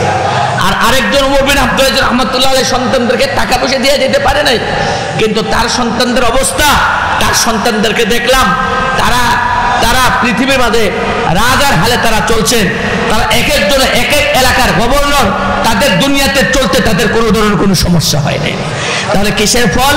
ওই যে বাবা কি করছে? নেক আমল করছে, তার ফলে তার সন্তানদেরকে আল্লাহ তাআলা হেফাজত করছেন এবং তাদেরকে আল্লাহ তাআলা অর্থ সম্পদ দিয়েছেন। আরেকজনে মানুষের টাকা আত্মসাৎ কইরা টাকা পয়সা জমা করছে, ঠিক সরকারি ক্ষমতা ব্যবহার করে সন্তানদেরকে দিয়ে গেছে। সন্তানরা এগুলো নষ্ট করছে, পরবর্তীতে তাদের নিজেরা ভিক্ষা করতে হয়েছে। তাহলে বোঝা গেল, কেউ যদি নেক আমল করে, নেক আমলের ফলাফল সে নিজে যেমন ভোগ করে, এরকম ভাবে পরবর্তীতে তার সন্তানরাও ভোগ করতে পারে। আর বদ আমল করলে তার ফলাফল নিজেও ভোগ করতে হয়, আবার দেখা যায় পরবর্তীতে তার পরবর্তী নসলদেরকেও ভোগ করতে হয়। এই জন্য ভাইয়ের আমাদের প্রত্যেকের উচিত, আমরা যদি আমাদের পরবর্তী প্রজন্মের ভালো চাই, নিজের ভালো চাই, তাহলে প্রত্যেকেই নেক আমলের প্রতি অগ্রসর হওয়া, আর গুনাহ, আল্লাহ পাকের নাফরমানি মূলক কাজ, এগুলো থেকে নিজেকে দূরে রাখা, এগুলো থেকে নিজে বেঁচে থাকা। আর বিশেষত আমাদের উপমহাদেশের একজন শ্রেষ্ঠ আলেমে দ্বীন ছিলেন হযরত মাওলানা শাহ আতাউল্লাহ বুখারী রহমাতুল্লাহ আলাইহি। শাহ আতাউল্লাহ বুখারী রহমাতুল্লাহ আলাইহি ওনার একটা কথা ছিল, উনি সবসময় বলতেন, এই কথাটা প্রায় বলতেন উনি বলতেন যে আমি জিন্দিগি ভর 2টা লোককে খুঁজছি।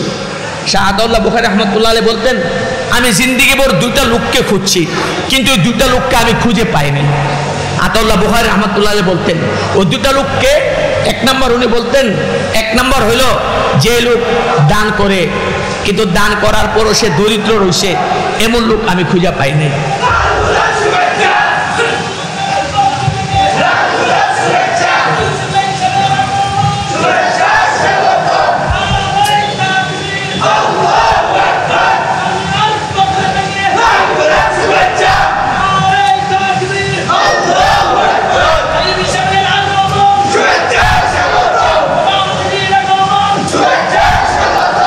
বাকির আমরা উপরে না উঠি, সবাই মজলিসে বসা যায়, হযরত পক্ষে আসতেছেন, আমরা সবাই মজলিসের সৌন্দর্য রক্ষা করি।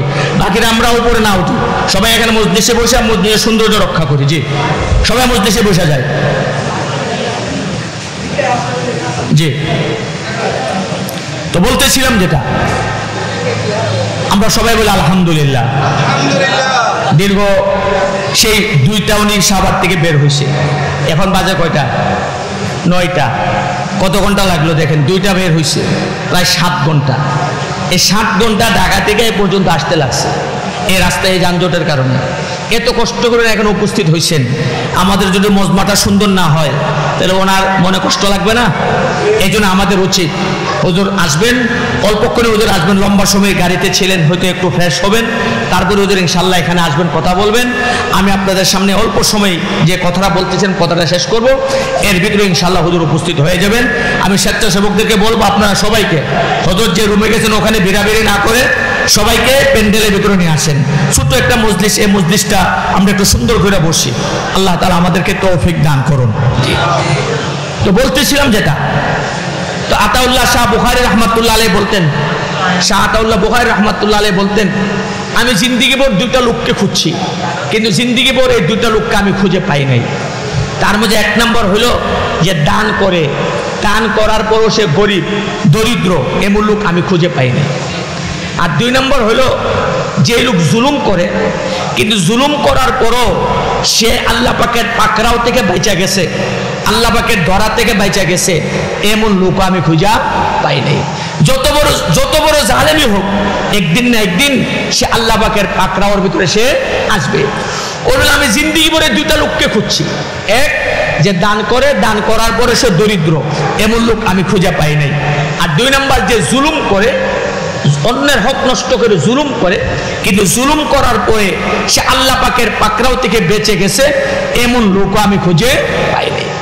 এরপর উনি এই 2টা কথার সাথে মিলে সুন্দর 2টা ঘটনা উনি বর্ণনা করেছেন। একটা ঘটনাটি বর্ণনা করছেন, সেটা হলো যে দান করে, কিন্তু দান করার পরে সে দরিদ্র, এমন লোক উনি খুঁজে পাই নাই।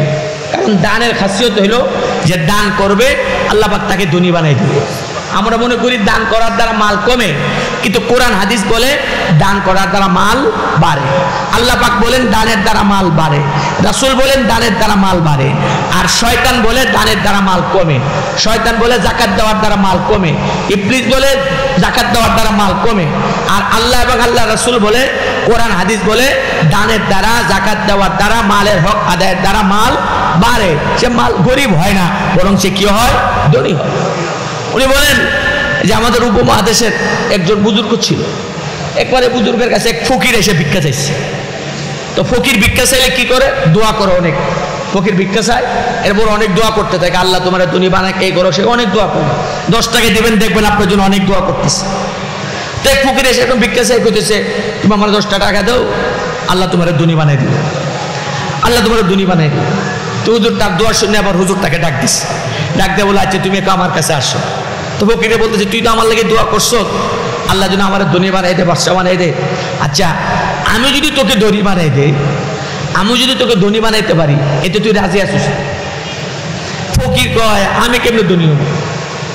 আমি কেমনে ধনী? আমি তো প্রজন্মের পর প্রজন্ম, আমি বংশানুক্রমে আমি ফকির। আমার বাপ ভিক্ষা করতো, আমার দাদা ভিক্ষা করতো, আমার পরদাদা ভিক্ষা করতো।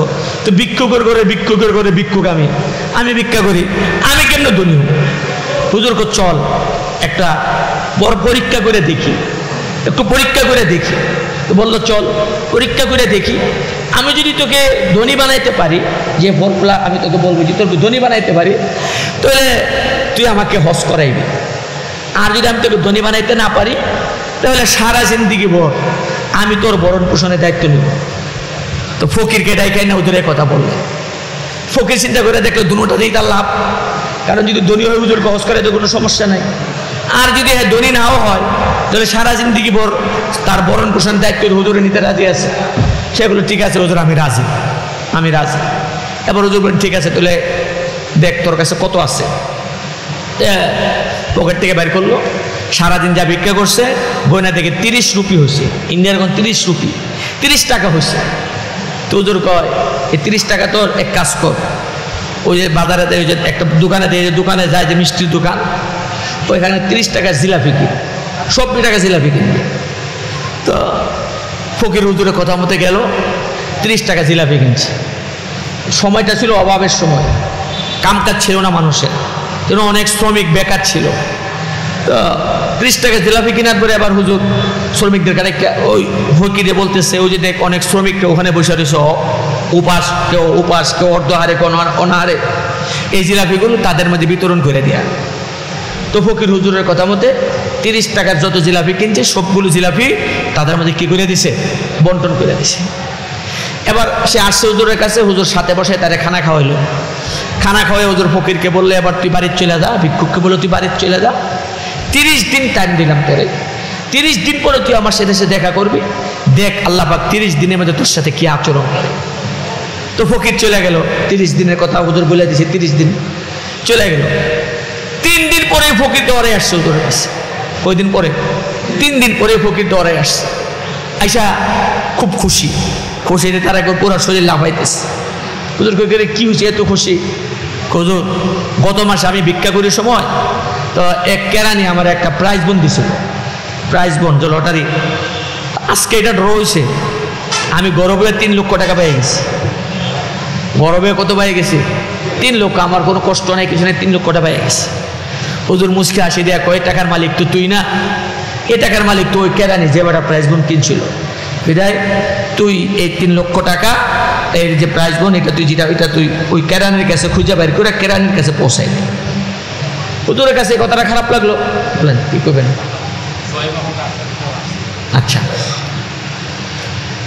তো কি হলো, কি বলতেছিলাম, ওই এর কাছে এটা একটু খারাপ লাগলো, কিন্তু খারাপ লাগলো যেহেতু হুজুরের সাথে ওয়াদাবদ্ধ, এখন হুজুরের কথা মতো তাকে চলতে হবে। বিদেশে গেল, সে অনেক কষ্ট করে খোঁজাখুঁজি করে কেরানিকে খুঁজে বাইর করলো। কেরানিকে খুঁজে বাইর করে বললো যে ভাই, গত মাসে ভিক্ষা করার সময় আপনি আমাকে একটা প্রাইজ বোন দিছিলেন, এটা তো আজকে ড্র হয়েছে, এখন তো 3 লক্ষ টাকা নেন, আপনারটা আপনি বুঝা নেন, এটা আমাকে দায় মুক্ত করে। তখনকার সময় 3 লক্ষ টাকা এটা তো অনেক টাকা। কেরানি তো আশ্চর্য, ফকির 10 টাকা লাগে, 1 টাকা লেগে হাত পাতে, আর সে 3 লক্ষ টাকা পায় সে ফেরত দিতেছে, এটা তো অনেক বড় বিষয়। কেরানি তো অবাক, এমন আখলাক, এমন নির্মোহ, কেরানি তো অবাক। এবার কেরানি তার আচরণ খুব খুশি হইল, খুশি হয়ে কেরানি বললো ঠিক আছে, তুমি এত টাকা আমাকে ফেরত দিছো, আচ্ছা ঠিক আছে চলো। তো কেরানি তাকে সাথে নিয়ে গেল ডিসি অফিসে। ডিসি অফিসে গিয়া ওই কেরানি সাহেব একটা কন্ট্রাকশন একটা লাইসেন্স করছে। ওই লাইসেন্সের মাঝে সে এই ফকিরকে 50% শেয়ার হোল্ডার দিয়েছে। সে তার আচরণে খুশি হইয়া ফকিরকে কত পার্সেন্ট শেয়ার দিল? 50%। ফকিরের কোনো টাকা আছে? টাকা নাই, 50% শেয়ার হোল্ডার দিল। এবার দুইজনে মিল্লা, এই লাইসেন্সের মালিক দুইজনে মিল্লা কন্ট্রাক্টদারি করে, কেরানি অফিস থেকে কাজ নেয় আর ফকির মাঠ পর্যায়ে কি করায়? কাজ করায়। এরা দেখা গেল অল্প কিছুদিনের মাঝে এদের কোম্পানি অনেক সুনাম সুখ্যাতি লাভ করলো, আর ফকিরও ধনী হয়ে গেল, কেরানিও কি হয়ে গেল? ধনী হয়ে গেল। এবার ফকিরও ধনী হয়ে গেল, কেরানিও ধনী হয়ে গেল। এরা আরেকটা কাজ করতো, এরা এদের যত শ্রমিক আছে তাদেরকে 2 বেলা খাবারের ব্যবস্থা, দুপুরবেলা তাদের খাবারের ব্যবস্থাও করতো। আর ওই যে হুজুরের সাথে ওয়াদা ছিল তার, যে সে যদি ধনী হয়ে যায় তাহলে হুজুরকে হজ করাবে, এখন সে প্রতি বছর হুজুরকে হজ করায়।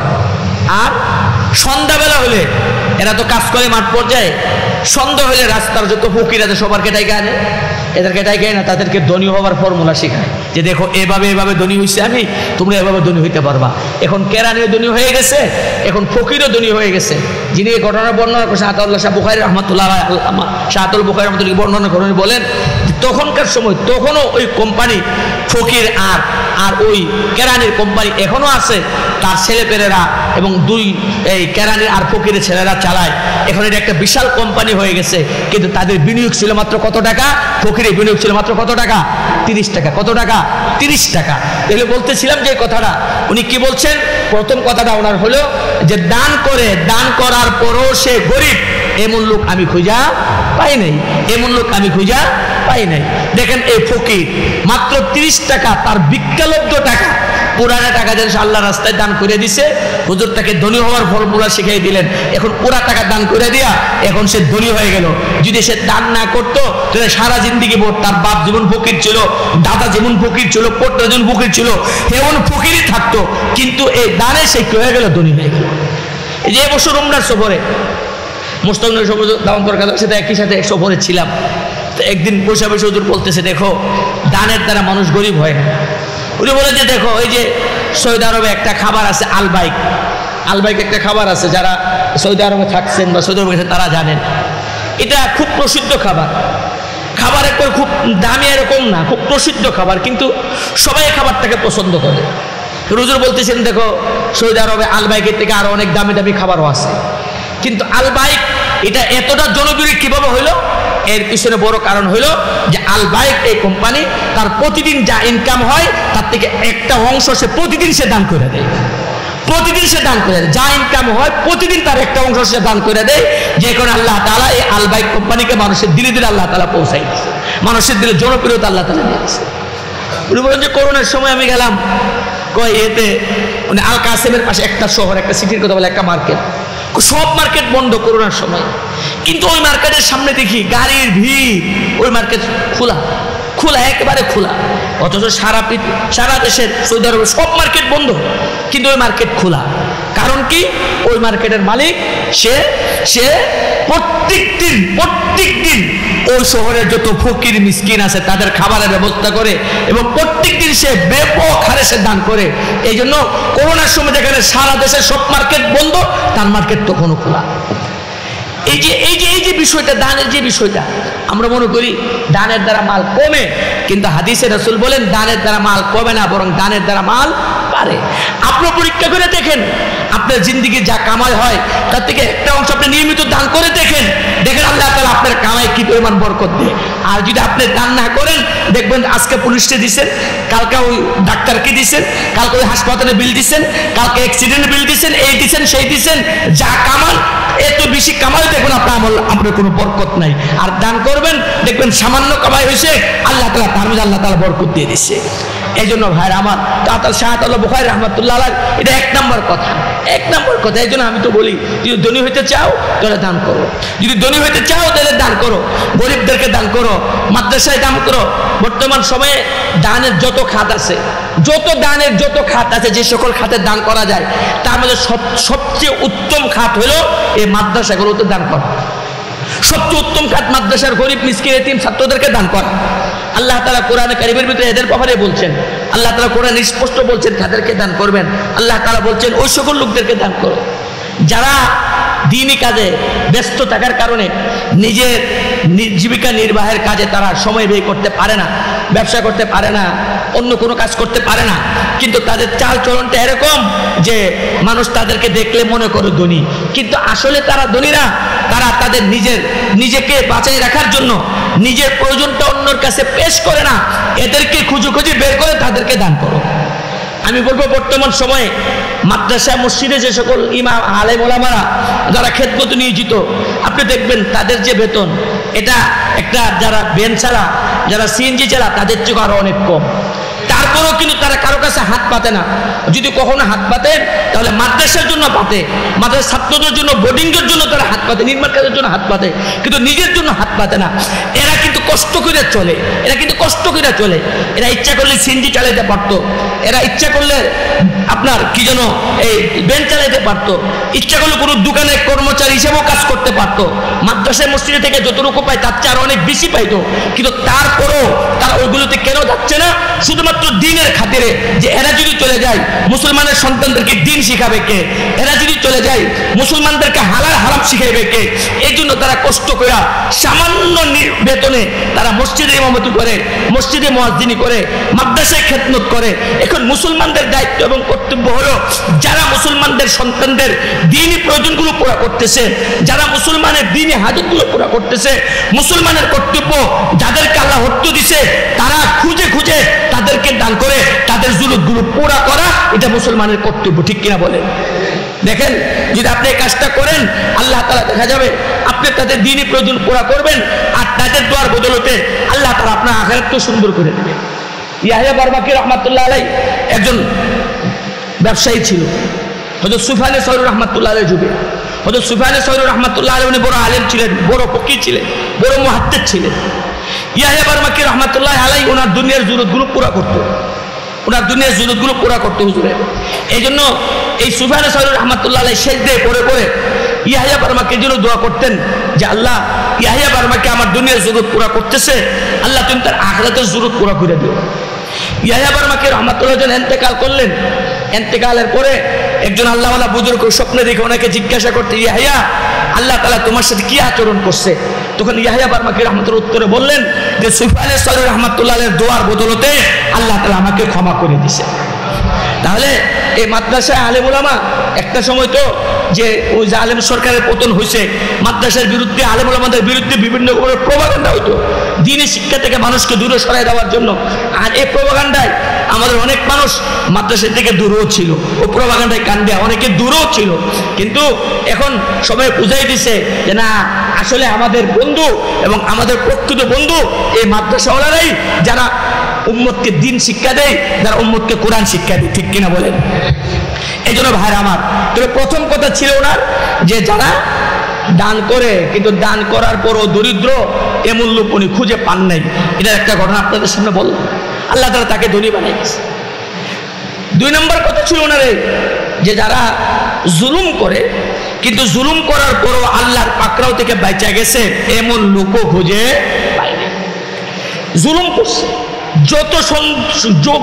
যত গোপনে জুলুমটা করে থাক না কেন, একদিন না একদিন সে আল্লাহর পাকড়া হয়ে আসবে।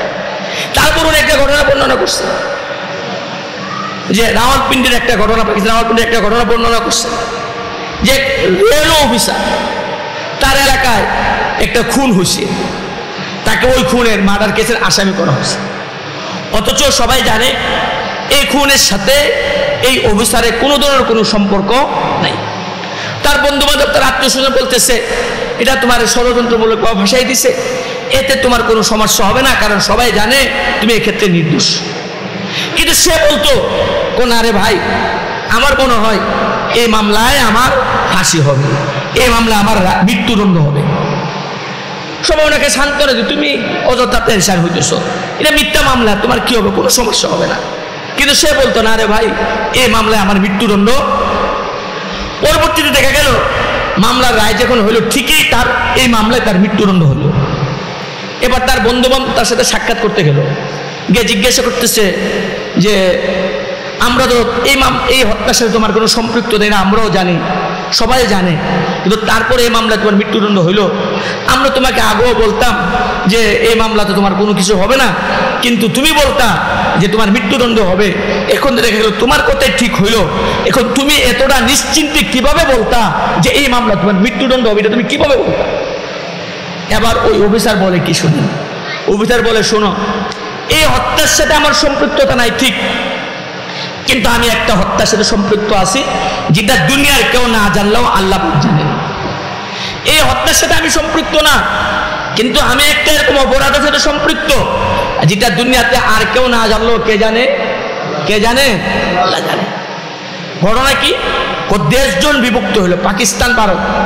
যখন পাকিস্তান ভারত থেকে আলাদা হইল, দেশ বিভক্তির পরে ভারত থেকে, ইন্ডিয়া থেকে লক্ষ হাজার হাজার লোক, হাজার হাজার মুসলমান হিজরত কইরা ইন্ডিয়া থেকে পাকিস্তান চলে গেল।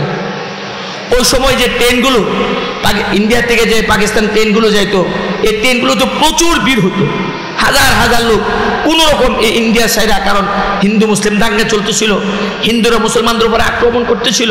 এই দাঙ্গার কারণে অসংখ্য লোক তারা এই হিন্দুস্তান ছেড়া তারা পাকিস্তানে হিজরত করতেছিল। তো রেল অফিসার বলেন আমি তখন আমি রেলের টিটি, রেলে তো এক স্টেশন থেকে, ইন্ডিয়ার এক স্টেশন থেকে অনেক লোক একটা ট্রেনে উঠলো। আমি যে ট্রেনে উঠলো, ট্রেন ছেড়ে দিল, এমন সময় দেখে একটা যুবতী মেয়ে, নববিবাহিতা হবে, একটা নববধূ, তো যুবতী মেয়ে দৌড়া স্টেশনের দিকে আসতেছে। তো এই ট্রেন তো ছেড়ে দিছে, ট্রেন ছেড়ে দেওয়ার পরে দূরের মধ্যে অনেকে উঠতে পারে, তো মহিলা মানুষ সে দৌড়ে আসতেছে। দাঙ্গায়, হিন্দু মুসলিম দাঙ্গায় তার স্বামীও মারা গেছে, তার শ্বশুর বাড়ির লোক, তার বাবার বাড়ির লোক সবাই মারা গেছে। মেয়েটা কোনো রকমে পালায়া দৌড়াই আসা এতে স্টেশনে আসছে। তো উনি বলেন আমি তাকে সহযোগিতা করলাম, হাত বাড়াইয়া তাকে ট্রেনে উঠিয়ে নিলাম, তাকে সহযোগিতা, তাকে জানে বাসায় দিলাম।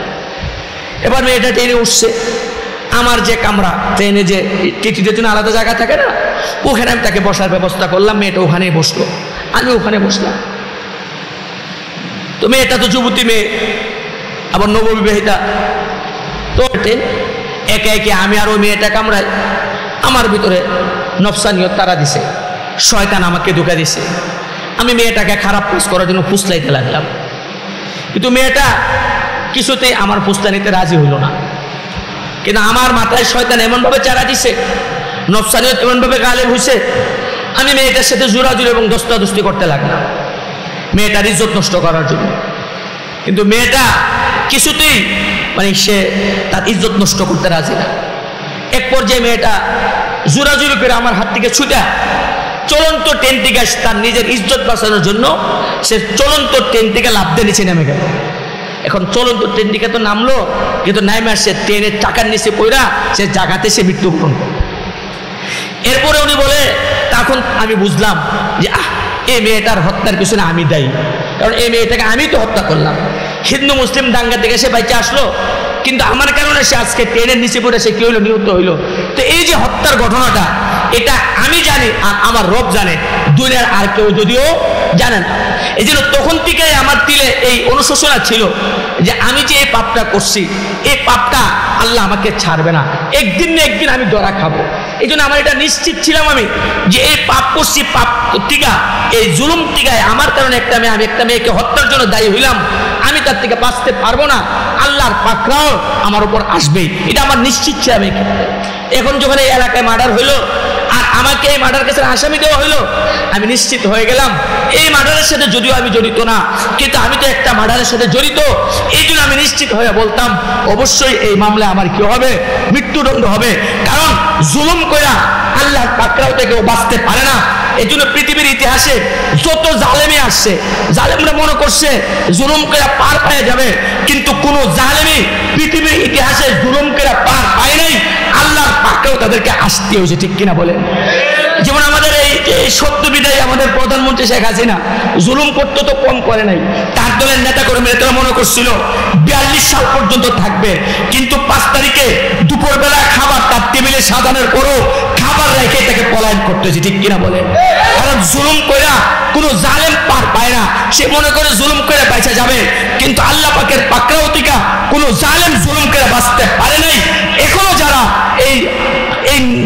এই জালেম বিদায় হওয়ার পরে এখনো যদি তার থেকে কেউ শিক্ষা গ্রহণ না করে, নতুন করে আবার জুলুম করে, তাহলে তাদেরও এই শেখ হাসিনার পরিণতি বরণ করতে হবে, ঠিক কিনা বলেন? এই জন্য পৃথিবীর ইতিহাসে কোনো জালেম জীবন পার পায় নাই, ভবিষ্যতেও কোনো জালেম পৃথিবীর ইতিহাসে পার পাবে না। পৃথিবীর ইতিহাস এটাই আমাদেরকে শিক্ষা দেয় যে কোনো জালেম জুলুম করে আল্লাহ পাকের পাকড়াও থেকে বাঁচতে পারে না। হযরত সেই আমাদের আল্লাহ শাহ বুখারী রাহমাতুল্লাহ আলাইহি এই দুইটা কথা এটা যদি আমাদের জীবনে থাকে যে দান করে কেউ দরিদ্র হয় না, বরং উনি বলেন আমি জিন্দেগি ভর সারা জিন্দেগি খোঁজ করছি যে দান করে, কিন্তু দান করার পর সে দরিদ্র এমন লোক আমি খুঁজে পাই নাই। আর দুই জুলুম করে কিন্তু জুলুমের পরে সে আল্লাহর পাকড়াও থেকে বাইচা গেছে, এমন লোক আমি খুঁজে পাই নাই।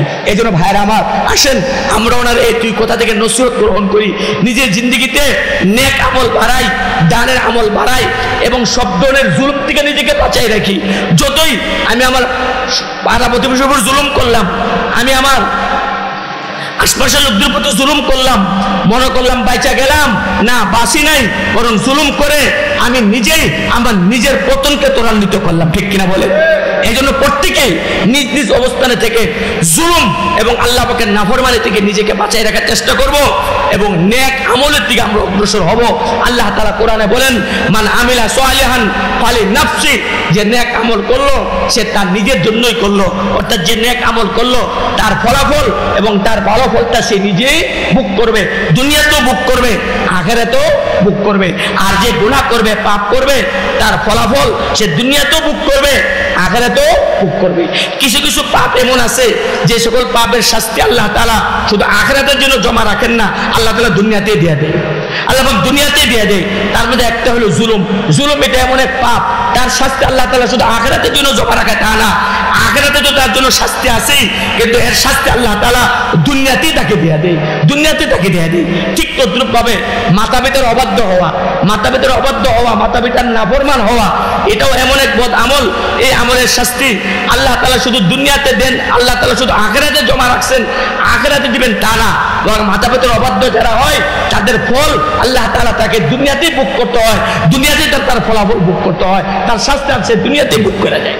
ঠিক তদ্রূপ পাবে কিছু নেক আমল এমন আছে যে সমস্ত নেক আমলের ফলাফল সে আল্লাহ পাক শুধু আখিরাতে দিবে তা না, এবং আল্লাহ তাআলা দুনিয়াতেই তার ফলাফল আল্লাহ তাআলা দিয়ে দেন। তার মধ্যে দান খায়রাত এটা এমন এক নেক আমল, তার ফলাফল শুধু আল্লাহ তাআলা আখিরাতে জমা রাখে তা না, এবং আল্লাহ তাআলা দুনিয়াতেও তার ফলাফল আল্লাহ তাআলা তাকে দিয়ে দেন। আর কেউ যদি আপনার মাতা পিতার বাধ্য হয়, মাতা পিতার ফরমাবর্তার হয়, এরও ফলাফল আল্লাহ তাআলা দুনিয়াতে দিয়ে দেয়, আখিরাতেও দিবে, আবার আল্লাহ তাআলা দুনিয়াতেও দিবে।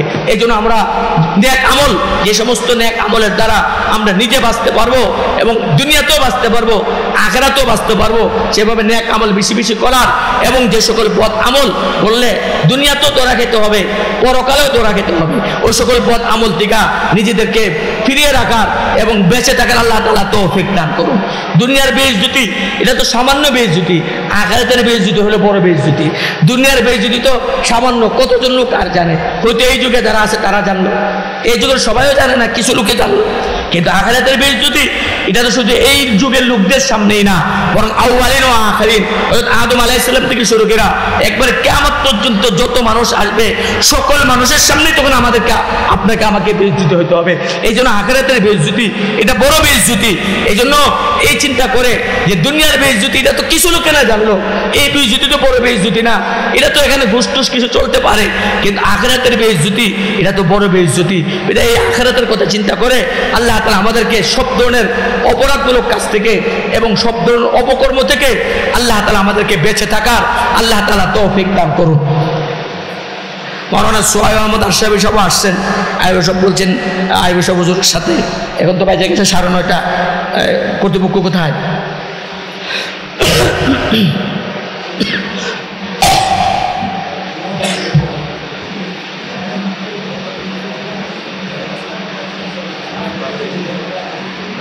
এই হুজুর আসতেছে না দেরি হবে? দেরি হলে কথা চল।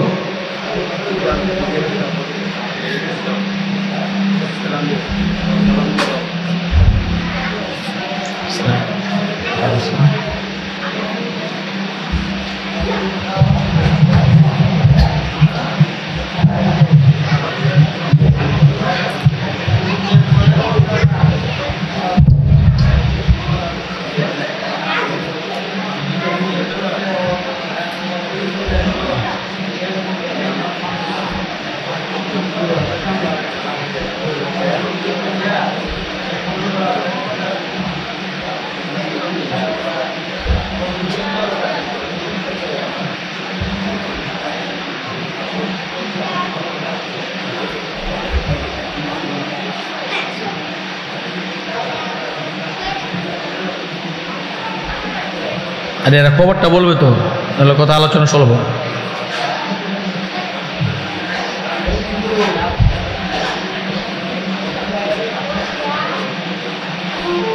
জি আলহামদুলিল্লাহ, হুজুর আসতেছেন, হুজুর আলোচনা হবে, আমরা মনোযোগ সহকারে অযথা আলোচনাগুলো শুনবো। বাংলাদেশের যেই কজন আমাদের সমস্ত বাংলাভাষী জনগণের হৃদয় স্পন্দন তৌহিদি জনতার, তার মধ্যে খালেদ সাইফুল্লাহ আইবি সাহেবের নামটা একটা উজ্জ্বল নক্ষত্র। আল্লাহ তাআলা হযরতের হায়াতের মধ্যে বারাকাত দান করুক, হযরতের কথাগুলো আমাদেরকে মনোযোগ সহকারে।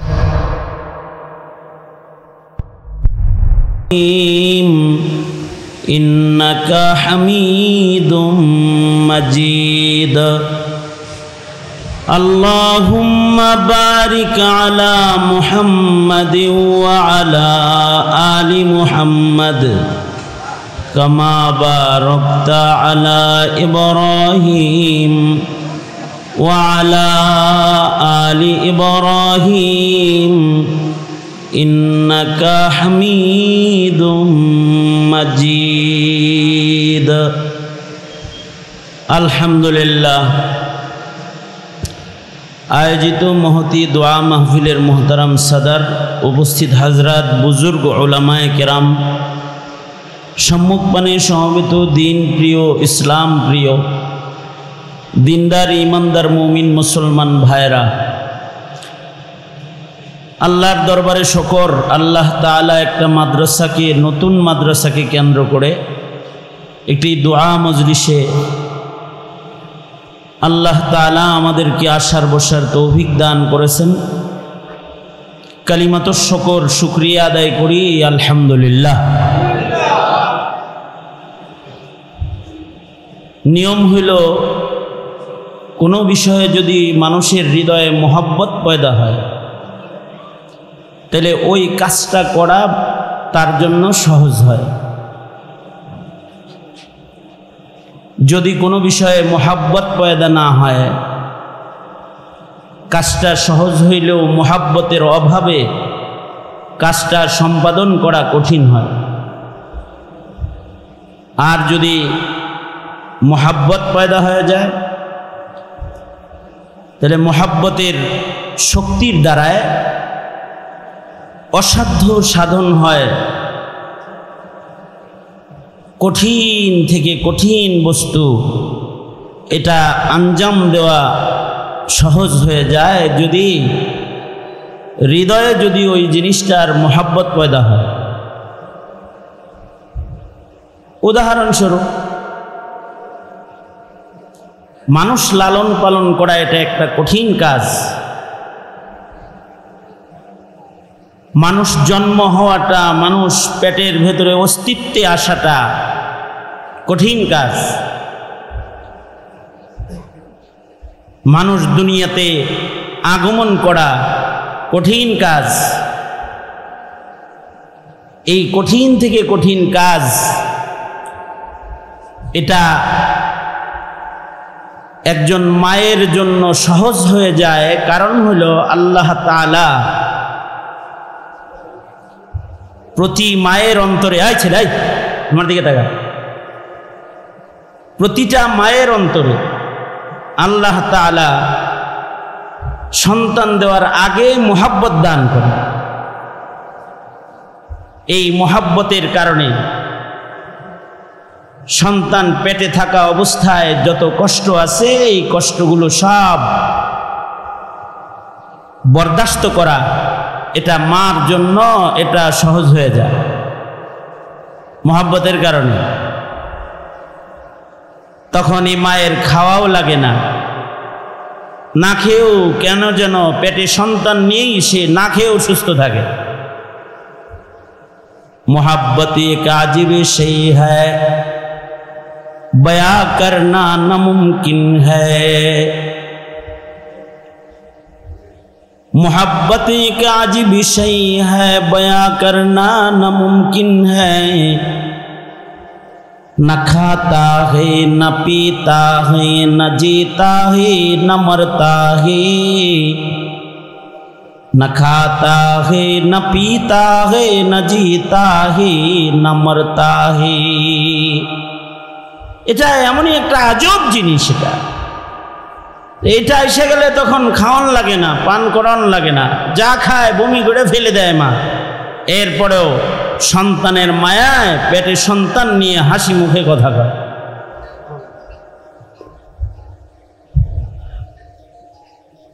সন্তান প্রসব বেদনা যেটা ভীষণ এক কঠিন এক কাজ। একজন মায়ের ত্যাগের বিনিময়ে আর একটা মানুষ পৃথিবীতে অস্তিত্বে আসে। এই ত্যাগ মা আঞ্জাম দেয়, রক্তক্ষরণ হয়, কখনো কখনো তাকে কেটে দুটুকরা করা হয়, তাকে সিজার করা হয়। এরপরে এটাকে কষ্ট মনে হয় না তার। এই মায়ের পেটে আবার সন্তান হয়, মা সন্তানের মায়া মোহাব্বতের জালে বন্দী হয়ে এই সিজারওয়ালা পেটে আর একটা সন্তান সে বহন করতে থাকে। বছরের পর বছর যে খাদ্যটা তার সন্তানের জন্য অপকার সেটা সে বর্জন করে যায়। কারণ কি মোহাব্বত, এই খাবারটা খাইলে আমার সন্তানের ক্ষতি হবে, তাই এটা আমার খাওয়া যাবে না। আবার এমন খাদ্য আছে যা মায়ের নাকে দুর্গন্ধ লাগে, কিন্তু সন্তানের মায়ায় তা খাইতে হয়। কিছু মাকে দেখা যায় নাকে ধরা শ্বাস বন্ধ করে তারপরে কালি জিরা বড়ি বানায়া খায় ফেলা। কারণ হলো এটা তার সন্তানের জন্য মুফিদ, সন্তানের জন্য উপকারী। এটা খাইলে তার সন্তান গেজা পাবে, দুধ বেড়ে যাবে, দুধ পাবে। এবার মার যদি অপছন্দেরও হয় তাও এটা খায়, এটাও তার জন্য সহজ হয়, সাধ্যে হয়, কারণ মহাব্বতের কারণে। এই মহাব্বতটা আল্লাহ তাআলা আগে মাকে দেন, তারপরে এই কঠিন কাজ আঞ্জাম দেওয়ার জিম্মাদারিটা মার কাঁধে দেন। একটা বাচ্চাকে কতটুকুন সময় কোলে করে রাখতে পারবেন? মা তো 10 মাস বহন করেছে পেটে, এ কারণে সারা দিন 24 ঘন্টা কোলে রাখলেও এ মার কষ্ট হয় না। আপনার আর আমার কোলে যদি দেয়, কতক্ষণ রাখা ঝাড়া দিয়ে ফালায় দিয়ে বলবেন নাও তোমার সন্তান। কিন্তু মা খানা খায় তখনও সন্তান কোলে, ঘর ঝাড়ু দিতেছে তখনও সন্তান কোলে আছে, রান্না করতেছি সন্তান তার কোলে আছে। সিলেট যাওয়ার পথে যদি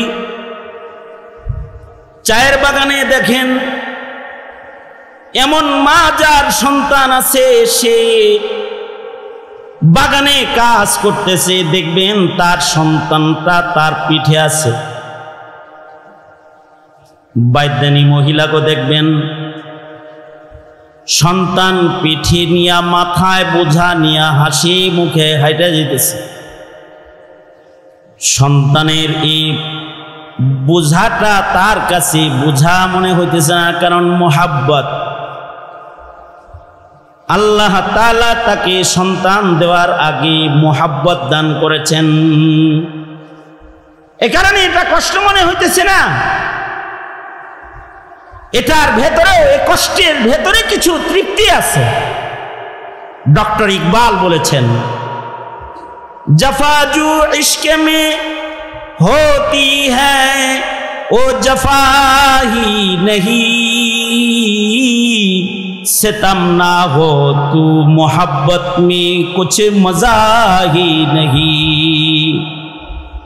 जफाजू इश्क में होती है वो जफा ही नहीं, सितम ना हो तू मोहब्बत में कुछ मजा ही नहीं। मोहब्बतेर कारणे जे कष्टटा एसे जाए, ए कष्टेर भेतरेও একটা তৃপ্তি পাওয়া যায় যদি मोहब्बतটা আসলে मोहब्बत হয়।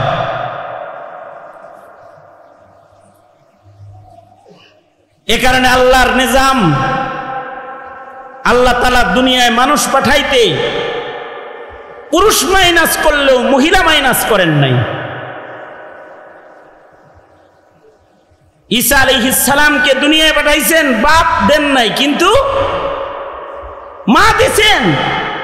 কারণ মায়ের মমতা, মায়ের ভালোবাসা, এইটা ছাড়া এই কঠিন জীবন বাচপন থেকে একটা সন্তান গড়ে ওঠা, এটা কঠিন কাজ কে আঞ্জাম দিবে? এ কারণে মায়ের অনেক দাম। আল জান্নাতু তাহতা আকদামিল উম্মাহাত, জান্নাতকে আল্লাহ তাআলা মায়েদের পায়ের নিচে রেখে দিয়েছেন, মায়ের পায়ের নিচে জান্নাত রেখেছেন। পুরুষের দাম বেশি না মহিলার দাম বেশি? আর রিজালু কাওয়ামুনা আলান নিসা, পুরুষদেরকে তো নারীদের পরে কর্তৃত্ব দান করেছেন আল্লাহ তাআলা, কিন্তু পুরুষের বেশি দাম না মহিলার বেশি দাম? যদি এ প্রশ্ন করা হয় তাইলে যোগ বিয়োগ মিলানো কঠিন হবে। কখনো যোগ করে দেখা যাবে পুরুষের বেশি দাম, কখনো যোগ করে দেখা যাবে মহিলার বেশি দাম।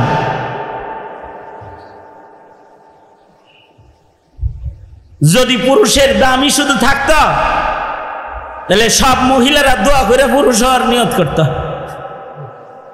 আর যদি শুধু মহিলারই দাম থাকতো তাইলে পুরুষেরা সব বেরিয়ে হয়ে যেত, দোয়া করতো আল্লাহ আপনি আমার মহিলা বানায় দেন। হ্যাঁ, আল্লাহ পাকের নির্বাচন, কিছু কিছু কাজ আল্লাহ পুরুষ দিয়া করাইছেন, কিছু কিছু কাজ আল্লাহ নারী দিয়া করাইছেন, করাইবেন।